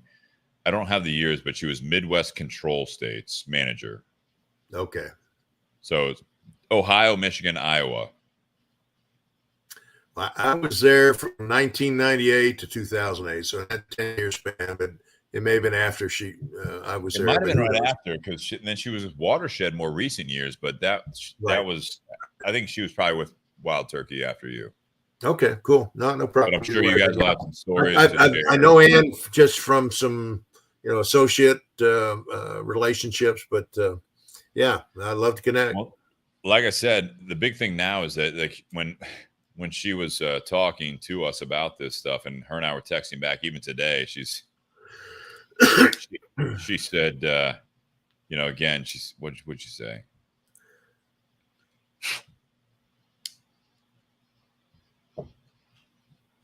That Ohio is the number 4 domestic whiskey market in America now. Yep. I believe it. Yeah, I believe it. Yeah. So definitely want to expand, obviously, all your products, the limited ones. We'd love to get allocations here. There's a big following here, and that'll be cool to see. Well, hopefully we make that happen again. It's just I don't have any control over the price point or the distribution or whatever, but I kind of prod when I can with the CEO and the management team, but we'll see. But again, I'm supposed to be up there at the end of September, doing some kind of event up in right on the lake up in northern, kind of northwest of where you guys are, I think. But I'm hoping to spend that whole week in Ohio and love to connect with you and shit, nothing else. Let's get a drink and smoke a cigar. So absolutely. We'll definitely talk about that and hopefully stay in touch here. So I appreciate it. Don't want to keep you on for part 2. I know you got stuff to do, but you're all right, man, guys. Thank you so much. I appreciate it, guys. Thank you, Gregg. Thank you, brother. Good night. Good night. What a great interview.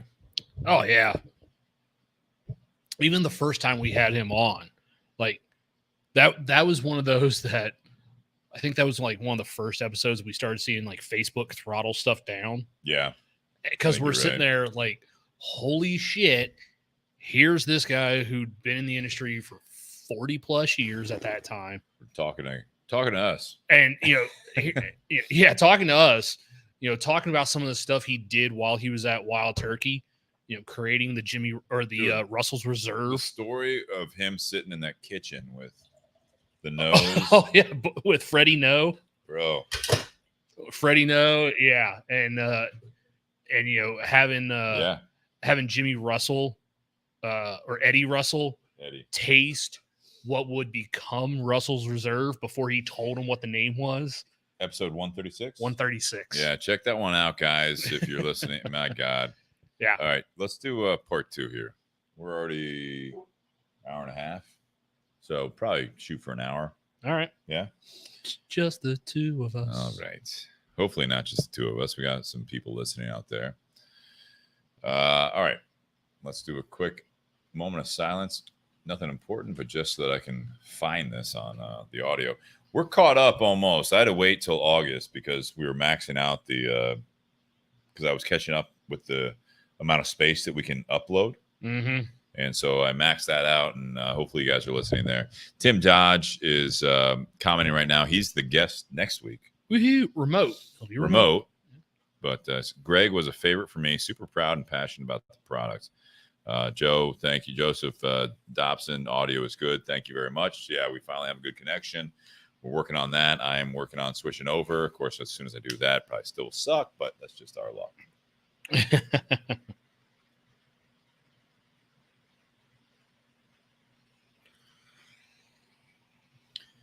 Welcome back to the Bourbon and BS podcast, everyone. This is episode 231. This is part 2, Beyond the BS. We just wrapped up a great interview on part 1. My gosh, Gregg Snyder, Chicken Cock Whiskey. Just second time on the show. Always a wealth of knowledge. Yeah. I love the fact that he's appreciative of us talking to him when it's absolutely 100% the other way. I don't know how many shows he does. I don't know the fact that I don't know if he gets off and he's just like, emails Aaron from who sets all this up. He's like, can we stop doing this? Like, those guys are idiots. I'd like to think he doesn't do that, but it's absolutely fantastic to have him on. And he, again, wealth of knowledge. They are super generous. We have 3 bottles in front of us from part 1. Island Roost, what's that? Well, if you remember 2 years ago, the first time we did the rye and the bourbon, we had the 200 ml bottles. Oh, I don't. Yeah, we had the 200 ml bottles. They were both labeled bourbon, but they've upgraded. Yeah, and now we have, full fifths in front of us. Yeah, we're going to keep them in front of us for a little while here. Yeah, so we have backup bottles. We have backup bottles that are fantastic. So check out part 1. If you guys didn't listen to part 1, if you're just tuning in now live, make sure you hopefully share that. I see a YouTube comment. That's Charlie Creekmore. Charlie Creekmore. What are you doing on YouTube there, man? What's he say? Hey, Bourbon BS. Great part 1 tonight. Good to be here with you. All night, Steve, Nate, and Greg.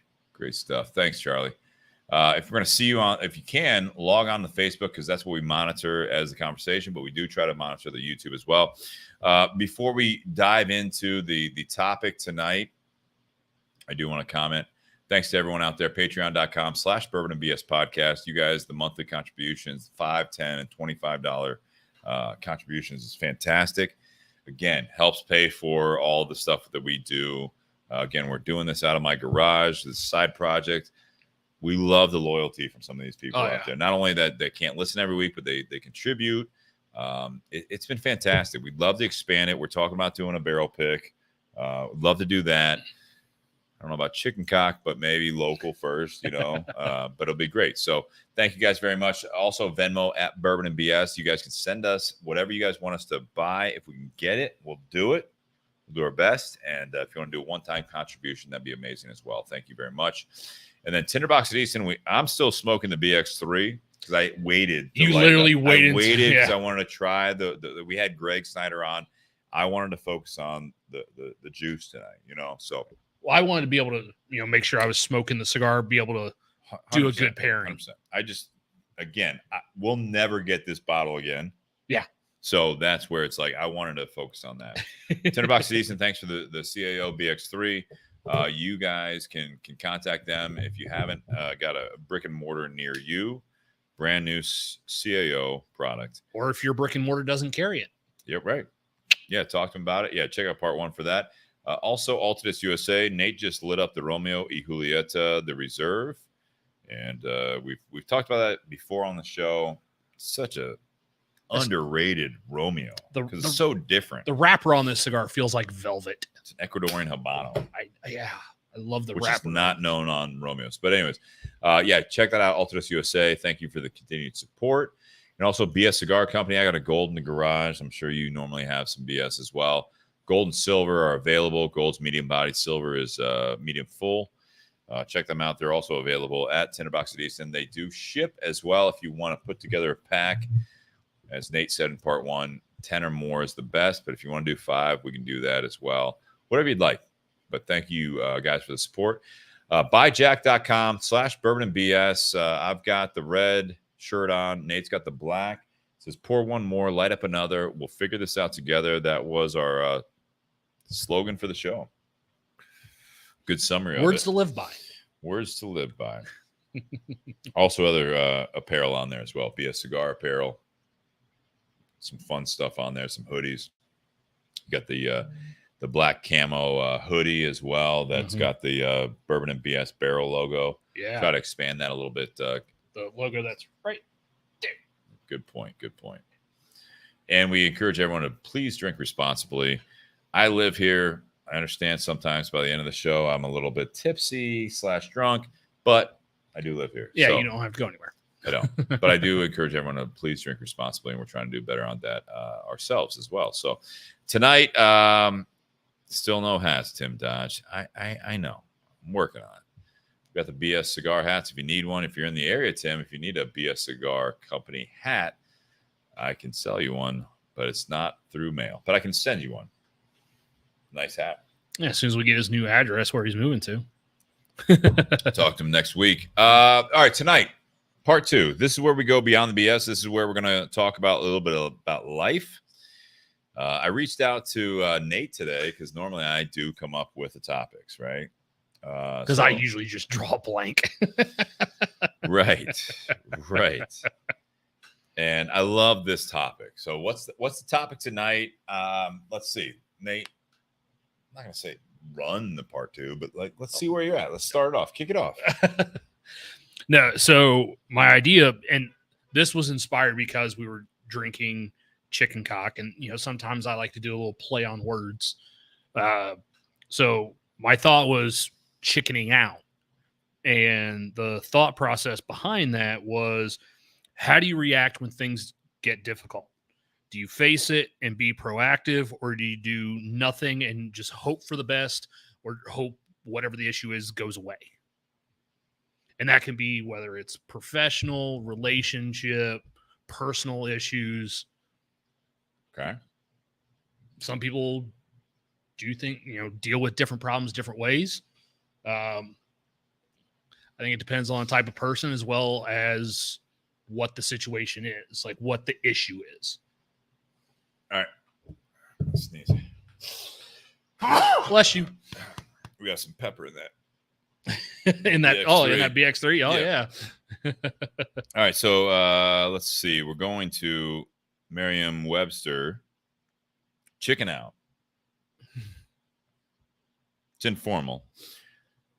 Definition of chicken out: to decide not to do something because one is afraid. First example. What do you think it is? What do you think it's about? Running away from something. He was going to ask her on a date, but he chickened out at the last minute.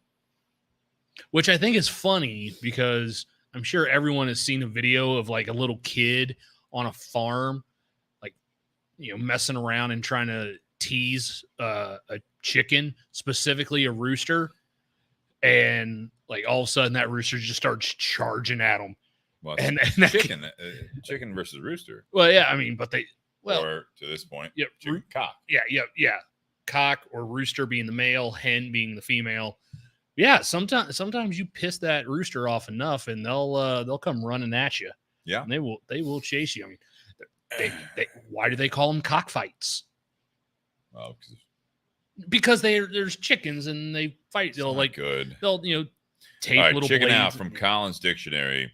If someone chickens out of something they were intending to do, they decide not to do it because they are afraid.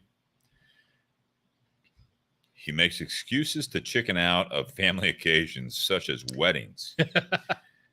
I had never ridden on a motorcycle before, but it was too late to chicken out.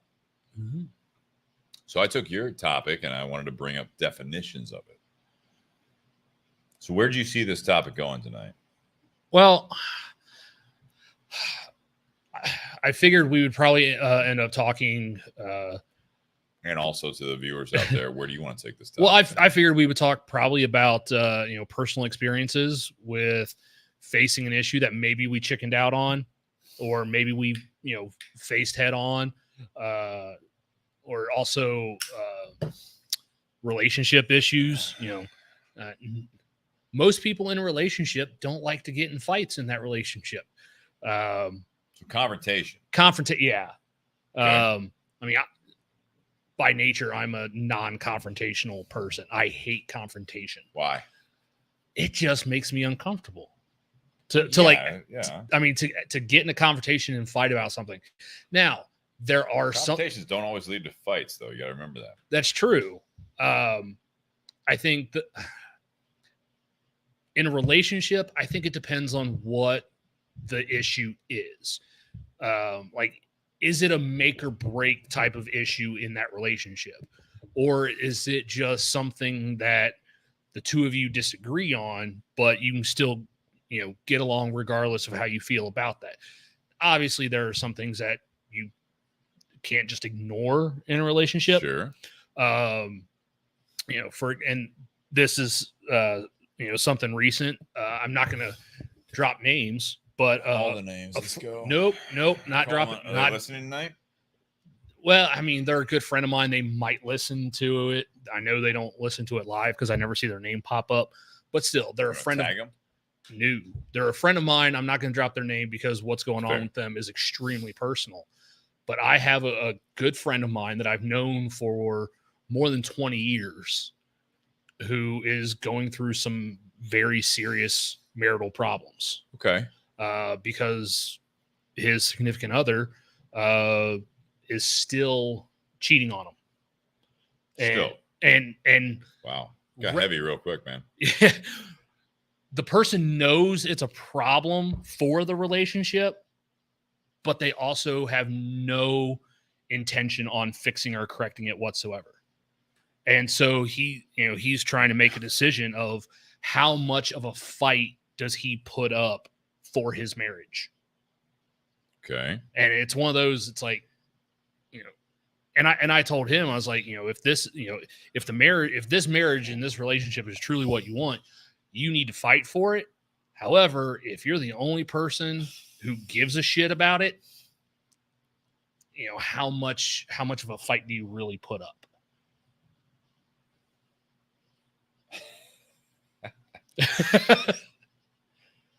Because so you think that person is chickening out? What, my friend or their partner? Because my friend's willing to put up the fight for his marriage, and for his benefit, for the benefit of their kids. Well, so he fought for it the first time when it came to light, about a year or so ago. Yeah. But this is something that's gone on for not just recently. So literally one of his Facebook posts the other day was the entire timeline of all this shit. Yeah, don't do that. Maybe a little bit much information. Don't do that. But no, he's putting stuff out there so that way people know what he's dealing with. But nope, don't do that. He wants to fight and do everything he can. And he also recognizes that he's got some issues that contribute to their problems in the relationship. So what's the point of putting it out there on Facebook, especially if you're adults? Why do you think he's doing that? What is going through his mind? I think his mindset to put that out there of the timeline of all this stuff, and also to, in a sense, throw under the bus, not keep it private, but put that information out there that this is happening. I think his mindset is he would rather be proactive rather than defensive about it. Nope. He doesn't want the other person spreading false information or what he would see as false information out there. So he wants to sit there and be like, here's everything that's happened. Here's everything I've done and offered to try and fix the problem. The other person has no interest whatsoever in fixing it. All right. So it's a shitty situation. Well, it's getting shittier because, again, it's I don't think it's chickening out necessarily. I think that's just absolutely, you're looking for people to tell you what to do. You have no one to talk to confidently. And All right, so it's same shit. When you talk about like to your close friends, right? And you're dating someone, and it's like, and you complain, oh, he cheated on me. He did this. He was commenting on Facebook shit and all this stuff. And then all of a sudden, it's like, like everyone's like, yeah, no, I get it. I mean, I absolutely understand why you don't want to be with that person. Like, I mean, the trust has been broken, right? Between the two of them. Yeah. So so everyone's like, oh yeah, they're rallying behind their friend, which is what he's kind of doing on Facebook, on social media, which is not becoming of someone especially if the other person follows you on Facebook because you're married to them. I would assume you're not blocked at that point. But you go through these they steps. still tag each other. So my point is, you do all that stuff, and it's the age-old thing. Then you get back together, and now your friends are supposed to be like, oh, she or he is coming too? Cool, yeah, all right. I just spent a month talking to you about how terrible he was, but I got your back. And you back and forth. Now all of a sudden, it's like, this is the third time this has happened. It's like, at some point, like, what's your worth? Yeah. And now you have this, whether it be your friends, the social media, because that's a thing now. You go out and you broadcast all this stuff. You can't keep it private because now all of a sudden it's like everyone knows. And if it happens again, you do it again. Like, you're waiting for someone, in my opinion, to just be like, stop doing this. I get it that you guys are in love, whether it be guy, girl, doing whatever, but you're in love. That's fine. But that's not what love is. This is what you're accepting as love. And this is what you're trying to do but there's kids involved. There's finances involved, whatever. But at some point it's like, especially with that cheating, clearly they're involved. They're interested in other things. Mm-hmm. So you're fighting a losing battle. It's not, I don't want to take away from your the topic tonight, but I don't think that's chickening out. I think that is, to a point, that's the whole thing. You're avoiding confrontation.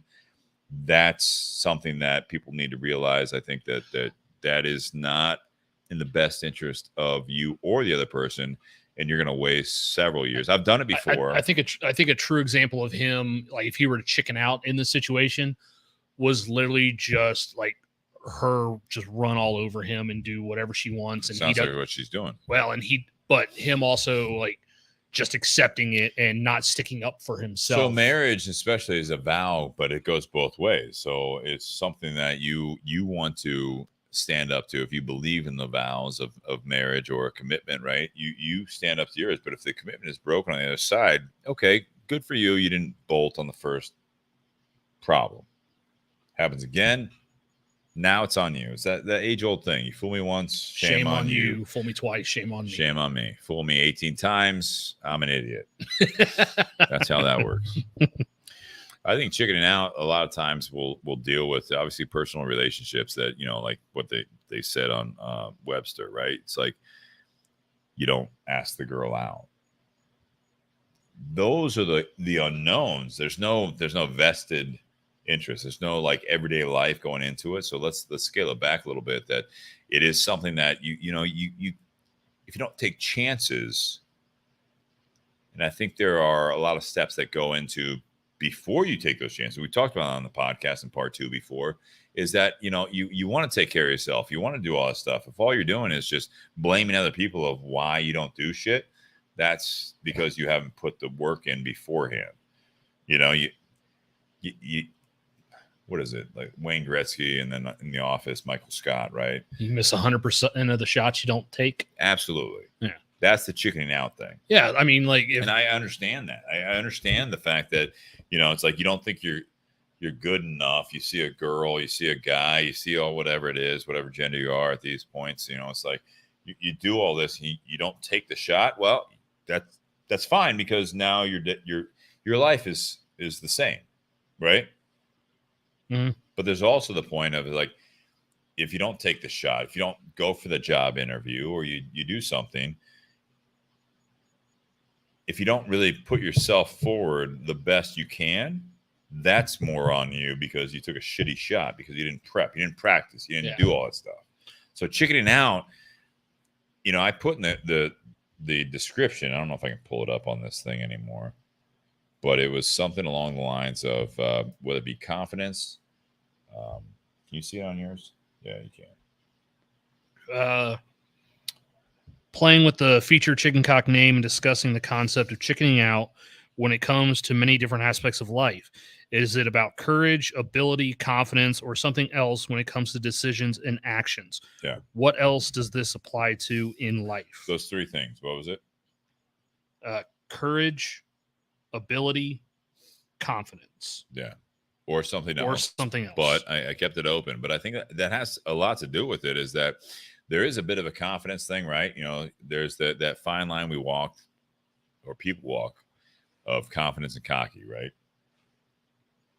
Confidence is one thing, cocky is another. And I think confidence is typically more sound for a lot of people because you have something to back it up. You know what I mean? It's not just there's a foundation there. Yeah, there's foundation. There's a reason you do it. You're not faking anyone. You're not trying cocky to comes overshow. across as like putting on a facade. Yeah, it's bullshit. Yeah. The ability is something else. Like, again, it's, you go back to those, and I'm not just going after the dating thing, but it's like applying for a job you're not qualified for at all. No, you can talk about what you want to talk about. No, you should probably. But it's one of those things. It's like, I've been in the moving and storage industry, and I've managed a lot of people. I have been in the cigar industry now for almost 10 years, and I go for an engineering job. Probably not going to get that one. It's a big swing. I interview well. Yeah. But it's something that's not chickening out. That's the ability side of it. It's like, you don't necessarily need to go for that. If you doubt your ability, you're overplaying your hand at that one. Well, but if you doubt your ability, if you are an engineering person, like whatever the field is, like you have, for me, like moving or cigar retail or bourbon, like, I can apply for these things. Eric says he'd hire me. Well, let's talk, Eric. I think that's the Eric we haven't heard from in a long time. Yeah. Down in Kentucky. No, I was also thinking, like in Good to hear from you, Eric. I was also thinking, like in a professional aspect as well. Some people professionally might find themselves in a shitty situation, and let's say you don't like who your boss is. Do you do something to change your environment? Like, do you go and look for another opportunity either within that company, outside of that company, or do you just bide your time and wait for that person to move on to something else, that way a new person comes in? But then with that, there's no guarantee that person's going to be any better. So that is checking out because you're waiting for the outside factors to, like, you're just waiting it out. Yeah. You avoid the confrontation. Well, and that's kind of like what we talked about a while back when we did the SWOT analysis episode. SWOT is SWOT. Yeah. Strengths, weaknesses, opportunities, and threats. The opportunities and threats are the outside forces. What are opportunities that, something that, yes, it's coming from outside, but you also have a little bit of control in that as well. Especially I think when it comes to the opportunity side, maybe more so than the threat side. Because if you don't like where you are, you at least have the ability to move someplace else. If you don't like your job, you can go out and try and find something else. Doesn't mean you're going to find something better right away. It may take a little bit of time, may not be the perfect, dream job scenario that you had in mind, but it's, how much are you willing to sacrifice for a better opportunity? Depending on what you feel is better. Is it just a better work environment? Is it better pay? Those are things that you can still control. It is. It goes back to other podcasts we've had in part 2, is the fear of the unknown. Yeah. That's the scary part. Yeah. That's where I think that the chicken out thing it is a bit of the fear of the unknown. I think this is something that that holds a lot of people back. They don't want to hear no. They don't want to hear that they're not qualified. They don't want to hear that again, going back to the dating side of it, you know what I mean? You make a play you introduce yourself and the person's not interested. You just quit then? It's funny. The chickening out thing is that if you just chicken out or you just never do anything about something, job, person, whatever, confrontation. You already have the girl. You already have you're married. You have kids. You do all this stuff. You have something on your mind and you chicken out about talking about it because you're worried about what could happen. That's when the festering starts. Yeah. So same thing with the job. You don't apply for a job and you're unhappy with your thing. You thought you'd be good for it. And you talk about like the fact that like, oh, if I would have gotten that job, it's like, oh, like what happened when you applied for it? Well, I never did. But, I if I would have, I probably wouldn't have gotten it. It's like, but you don't know that. What are we talking about here? Yeah. You got to put some skin in the game. At least try. And but I'll be the first to admit, I've interviewed or applied for a lot of jobs that I never got. And how many people have you interviewed? I've interviewed? Yep. I've sat in on a couple interviews. I've never been like the primary interview. It is enlightening to be on the other side of the table. How so? Because you see that other side, right? You see, I've interviewed, I couldn't even tell you. Hundreds. Not in the last 10 years. Hundreds? Thousands when you were in the moving industry? Yeah. And it's been frontline mainly, but it was, like movers and all this stuff. But it was mostly like the ones that really impacted me were the fact that I was interviewing people for like management roles, sales roles, like some more of the I'm not saying bad about the frontline because I learned a lot from that, but like the white collar type, sit behind a desk and try to, sell yourself that way, not through your abilities in the physical sense, but it really is interesting. It really is interesting because you look at those people and Nate, I don't know if you remember we'll talk to Eric here in a second. We need to get Eric. We need to get you on the podcast if you don't mind remotely. Sorry, we never took you up on the invitation on the Airbnb because he's a fascinating person. Love it. But now I lost my train of thought a little bit. The interviewing side is something that I lost my train of thought. I was trying to talk about Eric here. You're talking about how enlightening it is being on that side of it. Well, because you see the other side. You do. I think it's. Well, obviously, it's more comfortable to be on the other side of the table, right? Because you already got the job. I'm interviewing you. But you see the different dynamics of people that are not as qualified, but they interview very well. You see the people that are comfortable, that are in whatever they're doing, but they saw an opportunity. If you reached out to them, but they're happy with it, then all of a sudden it's like it's not necessarily just this push and pull, but the whole chickening out topic is you might have a better opportunity out there, even if you are working. There's so many different levels of like what the scenario might be, is that it's about having that conversation. It's putting yourself out there. If you're happy, someone approaches you about a new opportunity, I don't want to take the gamble. I don't say that's necessarily chickening out. I think that's just something that you're like, I'm good. And it's always a gamble. It's always, these are life decisions, same thing, what I mean? Same thing with a personal relationship, for those that are, age old story. You're married, you're okay. And all of a sudden, like you meet someone that really like strikes a fire underneath you.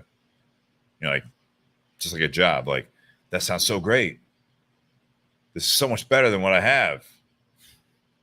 And then life sits in and it's like, now it's a job and it wasn't guaranteed.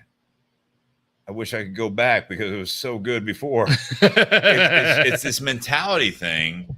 So I think with the topic you introduced of chickening out, it's not necessarily, it's about knowing if you should put your foot in the game. Like, put your foot forward. One of the things my wife said. So she was in the OSU marching band for 3 years. The year before that, she had tried out. Initially made it, but then there were certain aspects. I think it was her playing that first year that she ended up then getting cut. But then the next year, tried back out again, made it, and made it through 3 full seasons. One of the things that they used to tell people trying out for marching band, because it was at Ohio State, there's so many spots, and that's it. It's only that number of people. And one of the things they would tell people is don't cut yourself. As in, don't take yourself out of the audition or out of the fight. Let the people who make that decision do that for you. At least you try out, do everything you can. You do the best that you can. Sometimes it's not that you're not good enough. There just may be someone else better. Yeah, no, that's absolutely. But you put your best effort forward. Where else do you see this topic going? It's different when you come up with the topic, isn't it? A little bit. Yeah. Going back to you on this. No. I like the topic. I like the topic. One of the things I was thinking about in terms of relationships, not to go back on, my friend that I was talking about earlier, but let's go back to that real quick. I'm sorry. Keep that thought. Okay. What do you think that person should do? What I told them was like, if you truly want to stay in this, you fight for it. But I want it to be a situation where both of you are fighting to save this relationship. Are the kids involved? Yes. Young kids. Yeah. And like I said, he even admits that there are things that he can do better. There's always something you can do better. I'm not negating this. No, I'm not. The reason I said that is I didn't want to seem like it was one-sided, like the other person was the only person fucking up. They're not on the show, so what do you think? So you brought up chickening out, and you talked about this. Like, what are they your friend or either party? Who's chickening out, and what are we dealing with here? I think the other party more so than him is chickening out because they don't seem to want to fight to save their marriage whatsoever. So again, I'm walking through this. I think people listening right now, it's the same kind of thing because everyone deals with this shit. Not necessarily cheating. It happens a lot, but it's so the other party that is in this situation, to my understanding, the mother of the kids, right? The wife. How is she chickening out? So or what is she chickening out about to you? To me, she's not staying. I'll put it up there. Oh, fine. No. Yeah. So chickening out or checking out. So I've only talked to him directly about what's going on. Side of the story, right? Yeah, absolutely. According to my friend, the biggest issue is that his wife misses being pursued. I feel like we're going down a different path here. I know, but that's the biggest issue. The biggest issue there. That's why she keeps talking with other people behind his back and having relationships behind his back and stuff like that. That's why he went to social media. Yeah, you gotta communicate, right? Obviously, you have to communicate. You have to talk to the other person as opposed to talking to everyone else. And that I'm not gonna claim to be a relationship expert, but if all you're doing is talking to other people about your problems, that's gonna just basically your prophesy. Well, you're calling out your future. I mean, that's all you're doing. Yeah. You're looking for support from other people or validation for how you're feeling. And then there's this back and forth right there. So I think that is actually very relative to the whole chickening out thing. You're chickening out talking to the other person. You're backing out. You want to talk to the other person. Instead, you lay your problems out to someone else. It could be a friend. It could be someone someone that you wouldn't have been interested in, but there's so much there. But if all you're doing is talking to other people about it and not the other party involved, oh, I know there's a problem. Yeah, I know they're talking about it. I know like I said, he's definitely, wanting and willing to fight to save their marriage. Yeah, but going on social media is not fighting. I got to be honest. That's one of those things. Like it's about what are the steps that are going to get you to where you want to go. If you're that caught up, this is one of those situations we've talked about on the podcast in depth about handing your face versus bringing it out. Yeah. If your hand is in your face about this problem, all you want to do is focus on the problem. Invent. And that's where you're stuck, is focusing on the problem, not the solution. Correct. Yeah. So all you do is, I'm not going to talk to her or him about it. I'm just going to talk to everyone else about it. How's that working out for you? You're not going to fix anything going on there unless you get good advice, but it depends on who you're talking to. You can get good advice. Not necessarily will fix what you're dealing with, but it might actually bring you some, I don't know if it's a outside party that is giving you advice like, hey, talk to that person. This is what you need to do. This is same thing with a job. It's like, yeah, you're not happy in your job. Like, well, what are you doing about it? Well, I just go in and do it. Like, that's not really good for you. You can do different things, right? I think that's also to the topic, chickening out. I think that if you don't just go and just lay it down on your employer or your boss and just this is fucking bullshit, blah, blah. No, you do both sides of it. You build your resume, you make sure that you have some outside things. You also voice if you want to stay at that job, you stay collected and you voice your opinion. You voice this is what I see. This is my viewpoint. But sometimes it falls on deaf ears, but you have to at least do that for yourself. Same thing with a relationship. Let me ask you this to that work aspect. What happens, or what do you think the person should do if they voice their concerns and after they voice their concerns, there's retaliation against that person because they did so?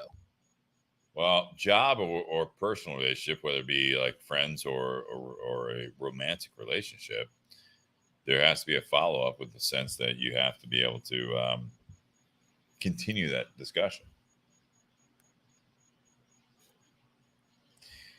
If the other party does not want to, I think that's the point where you didn't chicken out and that person did.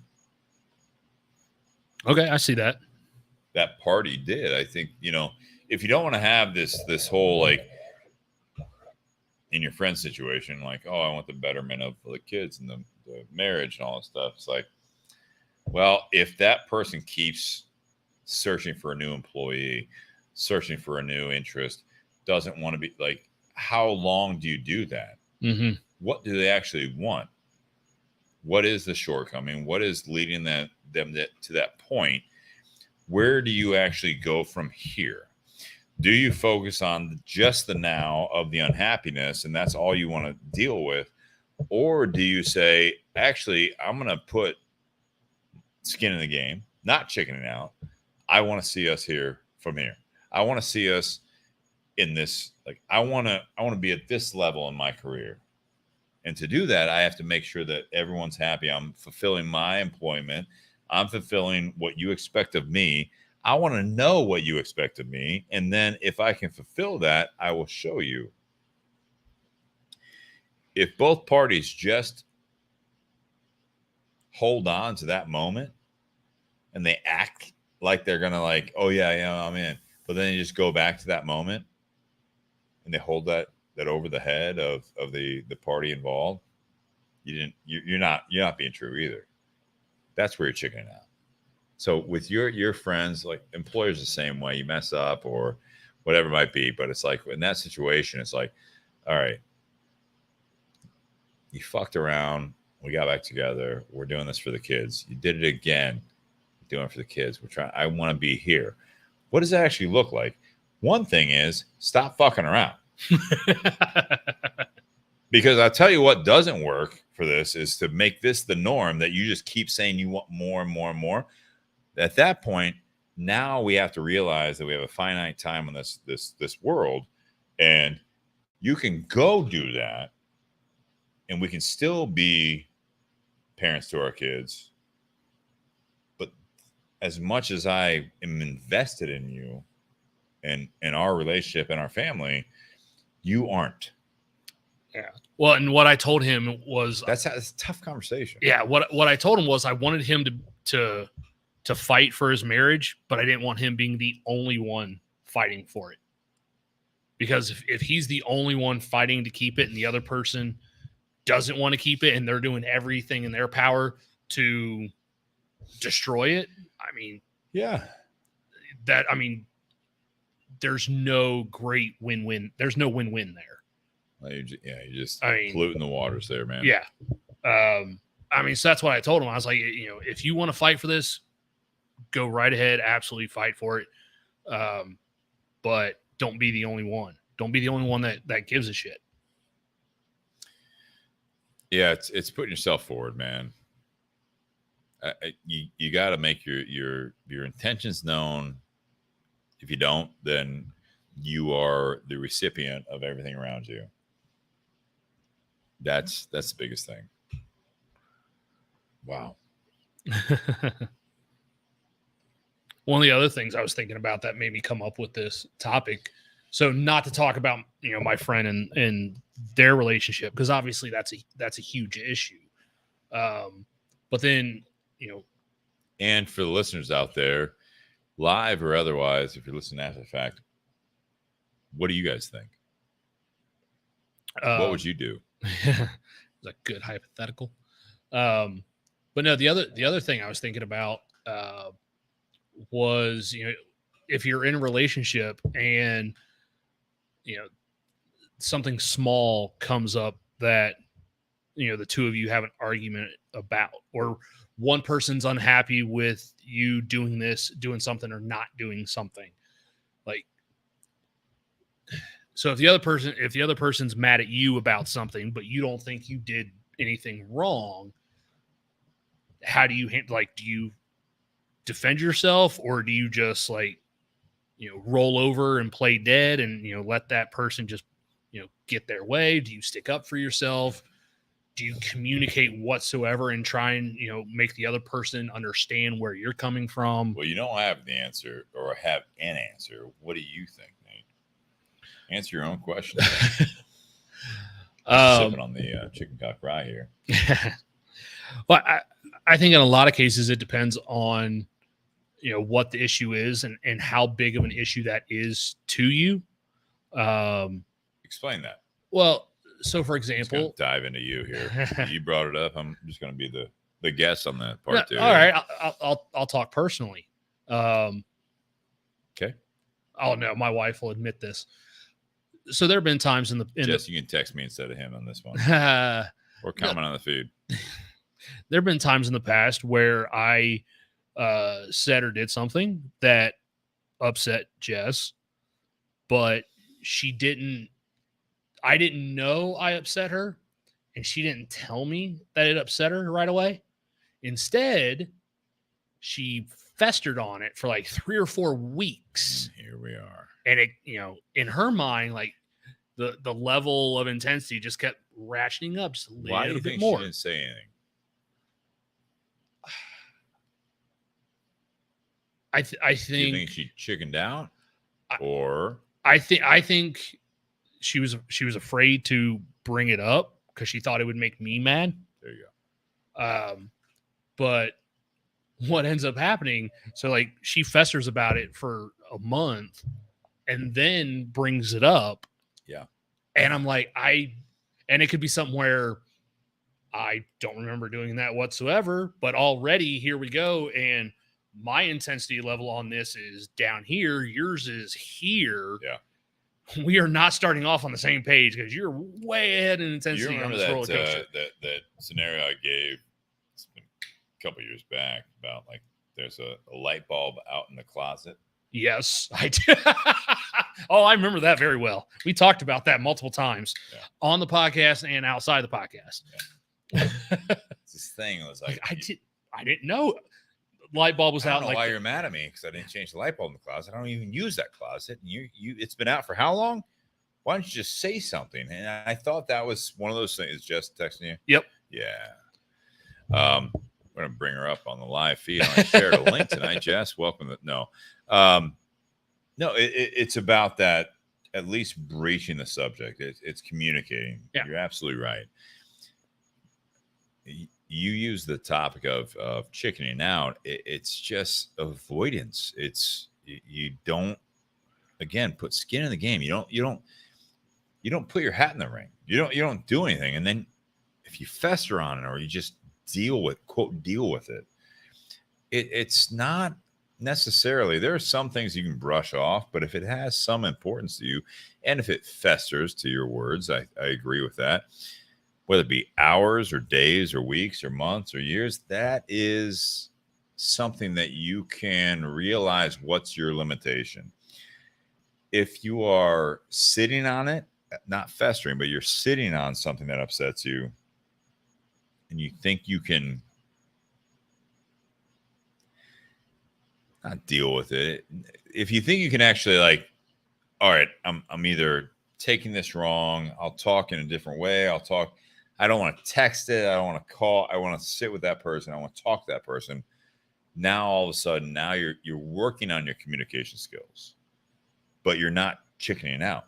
True. You're literally like, I'm not trying to win this. I want to get it across. But if I text that person, they're busy. If I pull them aside when they're busy, if I take them out of there, well, just to talk about this, I don't think it's going to be the best approach. That's the whole same thing. Sales side of it. You want to get your opinion, your feelings, your emotions across the best way you can. If you shoot from the hip, now you got to deal with what you're dealing with. But if you think about it, if you're a kind of person that writes things down, if you're the type of person that just like, I need to collect my thoughts and sleep on it, now you're good. You sleep on it and your answer is, I don't want the confrontation. I'll tell you right now, there are less scenarios that you want to go forward with that than there are that now I know how to address it and say it's not that big of a deal. If you think it is, as soon as you start telling white lies in those situations, employment, relationships, to yourself, you white lie to yourself, you're fucked. You will lose. You'll be upset. Now you're festering on yourself. That's insane. Why would you do that? You're literally punishing yourself. Well, you're not trying to upset yourself. You're not trying to upset the wife, the girlfriend, the boyfriend, the husband. You're not trying to upset the employer. But at some point, it's like, you're gonna walk away from that at some point if you keep doing that shit. I think you're standing up for yourself. I think one of the reasons I sometimes struggle in job interviews is I'm more that kind of person. Like, I don't like giving answers shooting from the hip unless it's something that I am very familiar with and I know the answer to. We've been working on this with a podcast that we'd have no notes. Yeah. You just talk. Yeah. But no, I'm not, when someone asks me a question, unless I absolutely know the answer, I'm not much of a shoot from the hip kind of person, because I think that's a little bit more reactive because you're just reacting to the question. So sometimes when I get in a job interview and they ask me a question, like, I don't necessarily want to sit there and there be silence because I don't want them to think I don't know what to say. Yeah, dead air. I just want to, collect my thoughts and say it the right way. So how do you say that? How do you convey that? Whether it be a job interview, whether it be conversation with a significant other, Some an employer? I've literally sit there and just stare at them. Literally in a job interview, I was like, you know what? That's a really good question. I need to, because I've had a lot of experiences. I need to actually, think back to a particular time, because that's not necessarily something that I keep in my, my forethought. I had this situation happen at work 5 years ago. It perfectly answers your question. But guess what? I don't sit there and think about that thing that happened 5 years ago all the time. I actually have to give myself a chance to, search in my memory bank of what that situation was, so that way I can answer that question. All right, so let's have some fun with this, right? So you remember my favorite interview question that I've said on this podcast? You have a great memory. Better not be, if you were a kitchen utensil, what would you be? I've had that. It's not, but I kind of want to know what your answer is on that. No, go ahead. What is your? No, what would you be? Kitchen utensil. I want to know what that is. I don't know. I know. That was their icebreaker question. What'd you say? What is it? I said a chef. I said a chef's knife. Why? Because what was the position you were interviewing for? The position I had last. Jesus. Tim Dodge says, "Where do you see yourself in 5 years?" We addressed that. We all got that wrong 5 years ago. No, but remember my answer to that one. Where do you want to be in 5 years? Yeah, around that, yeah. All right, so if you're a kitchen utensil, what would you be? You said a chef's knife. Why? Because let me be an interviewer. That's interesting. Why would you say that? Because once I am trained on a task, I become very good and specialized at that task. So in that position that I previously held in my company, I'd been there the longest. I was really damn good at that job. I then transitioned to another team. I had to learn a whole different type of skill set, different responsibilities. Once I learned those, I became specialized in that.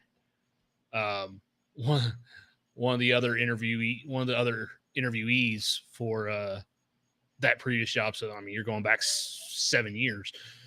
They said a spatula.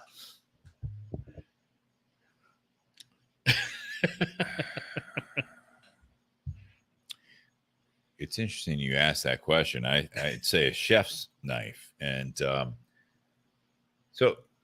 what is your favorite? Well, I want to answer that question. Okay. Why I would like the interesting thing about a chef's knife is that it's very specialized, and yet it's universal, right? But the big thing about being a chef's knife is that if you are a good chef, they make sure it's very sharpened so that it is reliable, and that it is specialized, but it also is universal in the sense that whatever you want to use that chef's knife for, if it is well taken care of, it is so reliable that it'll get the job done. Yeah, absolutely. That's how I would have answered it. Yeah. If I said, why would you be a chef's knife? I would never come up with that, but on the fly. No, my favorite. By the way, the other person beat me out for that. So, well, next time you can use maybe a little bit of my answer and your answer together. Reliability. It takes some care. It's if we switch sides of the table. Oh, you remember that? Yeah. Why would you not hire yourself for this position? Oh gosh. Oh, man. You just love fucking with people, don't you? No.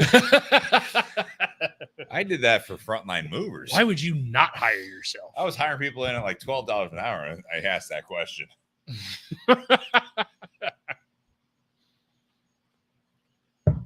So if I was asking you, Nate, and you guys out there listening, I'd love to see your comments. But so if you were interviewing for co-host of another podcast about cigars and whiskey, and I was the one interviewing you, and I said, all right, yeah, everything looks great. I got to ask one last question. If tables are turning and you had to look at me and say, Why would you not hire yourself for this position of being a co-host of a podcast? What would you say? Not a good start. Not a good start. Those verbal pauses will kill you. Just silence. Just be like, what do we say? Filler. That's a great question. I'm glad you asked. Glad you asked me that, Steve. I would probably say that with being a co-host, I tend to be a little bit more of this is not that. Personal. No, I know. We're not doing this for the show. I know. I'm just. This is how the bad answer is. Well, I would hire myself, or I'm too hard of it. I work too hard. You know what I mean? Like those are the answers you get where it's like they're not putting thought in. Yeah. So that is one of those things. Like if you're looking at someone, like there is a bit of a humility there. You know what I mean? Like they're looking like that's a great question. I don't know. I have experience. I'm maybe I don't know enough about your program. Sweat my eye. Shit. If you need to cry a little bit. No, I got sweat in my eye. It's fucking killing me. Sweat in my eye most weeks. Later. But no, I would say, maybe too often I'm like the sidekick or supporting role and I don't step up. I feel it's gonna affect our show going forward. I was going for an exercise here. Right? Maybe, what I have no idea what Charlie's saying. Maybe I don't take it enough lead, enough initiative, and I just kind of roll with it and just kind of follow your lead and just play off of that. And that's how I would answer that. Yeah. You want to always change to the positive. I think it's the same thing when you're talking about like chickening out, and whether it be like a personal relationship, same thing. It's someone. First step is actually asking the questions, right? I think this is something that, you address the issue at hand. That's the chickening out part of it, is that you don't address it. Gregg Snyder on there, earlier on tonight, he was talking about the fact that, when he was approached to be the master distiller, what was his initial response? Based on the person that owns the brand name that has tried to revitalize this brand, but what do? They put out this shit product. Mm-hmm. What was Gregg's response? I'll do it under one condition. What was that one condition? I want to bring this back to the reputation and the high quality product that this had before. I don't want to put out this young, rushed product. I want to put out something that I can put my name behind. And what did he say several years later about all these products? Whose reputation is he? If you do anything to tarnish my reputation, we're done. I will walk away from this relationship. So yes, he's the master distiller Chicken Cock. He still does consulting. So if someone he's consulting for does something to tarnish his name, that's it. That relationship's done. So you got a guy out there talking about this, and he's in a good place. He's retired. He's still involved in all this stuff, and he's consulting and all, but he has his principles. Mm-hmm. He certainly doesn't chicken out. No. They say, well, we'll give you money. No. That's not about that. Yeah. Good place to be. Yeah. It's about what goes into this bottle. But they've done a lot with that. I think that was a good part of this, and I was really happy that you came up with the topic tonight about chickening out, because I didn't know where you wanted to go with it, and that's why I turned it to you. I'm not trying to put you on the spot. I expected it. I think that this is something that chickening out is the first step or sidestep of what you could do. You avoid confrontation. Now, if you take a step forward and you actually not embrace it, but you confront confrontation, whether or not you're happy with it, Now, what have you done leading up to that moment? That's the big thing for the next conversation, is that this is an everyday thing to me, is that you want to live your life in a sense that if you avoided a confrontation, you chickened out the last time, what are you going to do going forward? Next time this presents itself, are you going to do the same thing? A lot of people do. Relationship wise, whatever, career, when you're younger, sports, education, whatever, like you're getting encouraged to do something. You're like, yeah, I don't think I'm going to do that. I don't. It's a fear of failure. Oh, guilty on that. Yeah. There've Yeah, been a it's lot fear of of times. failure. There've been a lot of times, either the fear of failure or the fear of rejection. So what do you do instead? I can't see where we're at. This isn't showing. About 2.5. Yeah. So let's do closing remarks, man. It's a great topic. I think this is something I wish we had I love our conversations, Nate, you and I. I think a lot of people like that. Would have been really good if we had a third guest here. Yeah. I would love to hear Gregg Snyder talk about like his times in his career in 45 years that he had to have had one of those moments at least. Oh, I'm sure. Where he chickened out. But all right, closing remarks. Let's go. I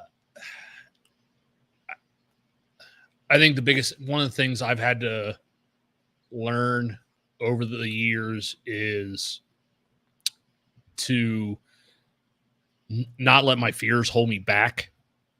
I'll admit there have been a few times where either primarily past failures have held me back from taking a risk. Those are scars.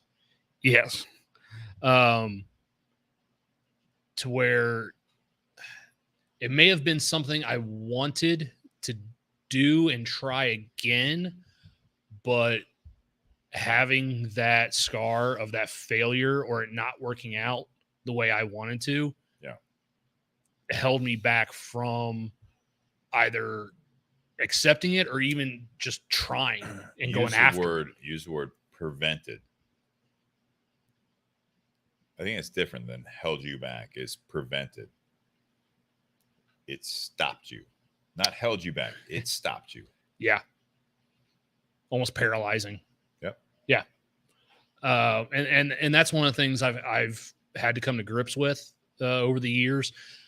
Thankfully, I have a very supportive wife who knows that if that opportunity came up again and it was the right opportunity, that I could be successful in doing that. And so because of that, I've not completely given up for that possibility in the future. But if, at the time that I initially took that risk, I was in an unhappy place career-wise. So I literally took the first opportunity that came about. Whether it was the right opportunity or not, I just took the first out. Because I feel like myself and my family are in a better place, I'm a little bit more selective in pursuing some of those opportunities going forward. I don't necessarily want to jump back in that same role just to have that role again. Like I want it to be, the right opportunity, the right company, someone who's going to stand by and support me as well. Because the last time I took that risk, I didn't feel like I had any support or any help from the people I was working for. So if I were to take that opportunity again, I want it to be with people that I think are, want my best interest as well, because they know that if they support me and they help me, that I'm going to help them and I'm going to do well for them. If I succeed, that means the company's succeeding. But I've had a hard time, going back out and, trying to pursue those opportunities because of that fear of failure. And then sometimes when it comes to like current careers, sometimes, when you get rejected or get told no so many times, you sometimes that stops you from, trying going after the next opportunity. Because if you sat, if you've applied for 30 jobs, or you had 30 job interviews and everyone told you no, like sometimes some people just sit there and be like, all right, I guess I just got to keep doing what I'm doing right now, even though I don't like what I'm doing right now. No one else is going to give me an opportunity, so I just fuck it, just roll over and deal with it. Sure. Or do you put it back out there? Do you try again? Do you go for another option? Do you keep trying despite of the rejections?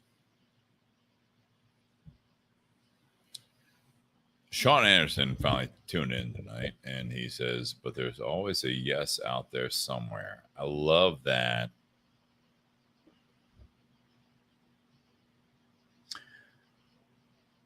I get what you're saying, Nate, and I think this is an ongoing conversation for a lot of people, right? This is something that we're not going to solve tonight. When there's emotion involved, it's different, right? I mean, you bring it into it, and now all of a sudden your emotion's going to change at some point. So now all of a sudden your decisions will not be the same they were before, right? But I do think it's about as always, it's about talking about it. It's communicating. You hold it in when you're doing this, and the topic tonight is chickening out. First of all, if you never take a chance, even a very strong calculated risk, and you were like, well, there's still a potential of this failing in 5 years. Whatever you're doing, there's a potential for failing in 5 years. You have to let go of that safety. Whatever you think life is going to be consistent for the rest of your life, it takes effort. It takes the other parties involved effort. To your point about what you brought up earlier on in the show on part 2, Nate, is your friend going through what he's going through, that's the big thing. If everything was going smoothly right now, like it was at one point, 5 years from now, it's not that this is going to happen, but are you putting effort into it? Chickening out, I think you can actually trace back to a day-to-day thing.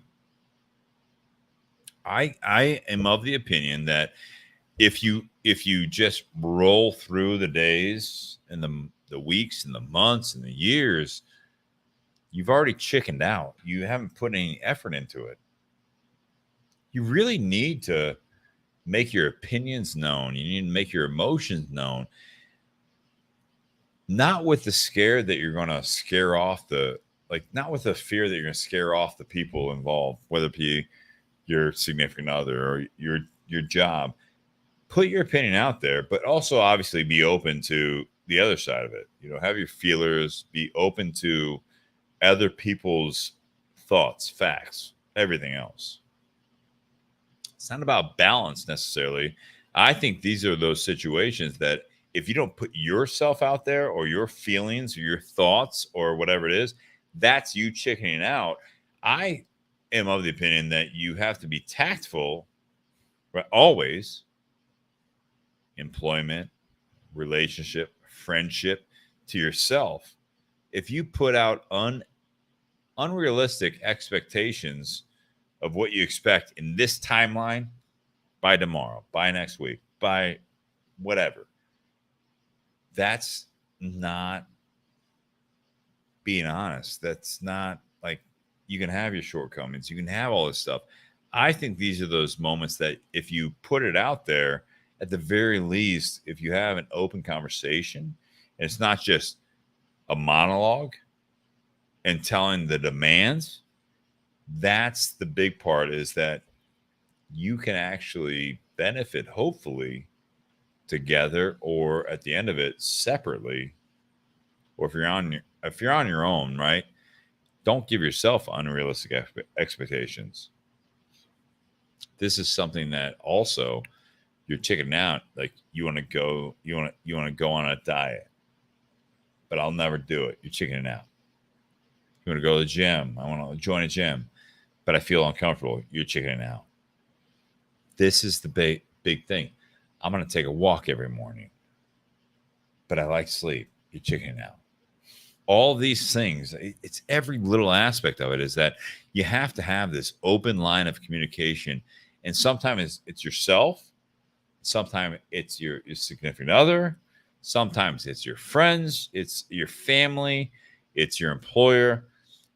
You're not necessarily always in it for the long haul if the other party doesn't reciprocate, but you have to actually put yourself out there, in my opinion, to be honest with yourself. And as soon as you do that, now you have progress. Because if you chicken out, like you brought up, Nate, if you chicken out all the time, you're stuck.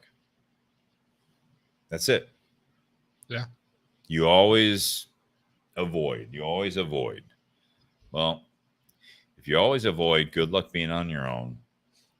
And I will say that I think that you need to, at least at one point, not chicken out. And let's bring it back to the whiskey we featured tonight. Be that Rooster and be so cheesy. Jesus Christ. I don't even want to say it. Be chicken cock strong and get after it. That was nice. Make yourself known for yourself, first of all, and everyone else will respect Be you. the cock of the walk. All right. All right, boys and girls. Episode 231. Cheers. Happy Whiskey Wednesday. Check out part 1. Gregg was an amazing interview. We'll see you guys next week. Tim Dodge, I think, is on the feed tonight. Tim, we'll see you next week. From your new home. Down south. Cheers, guys.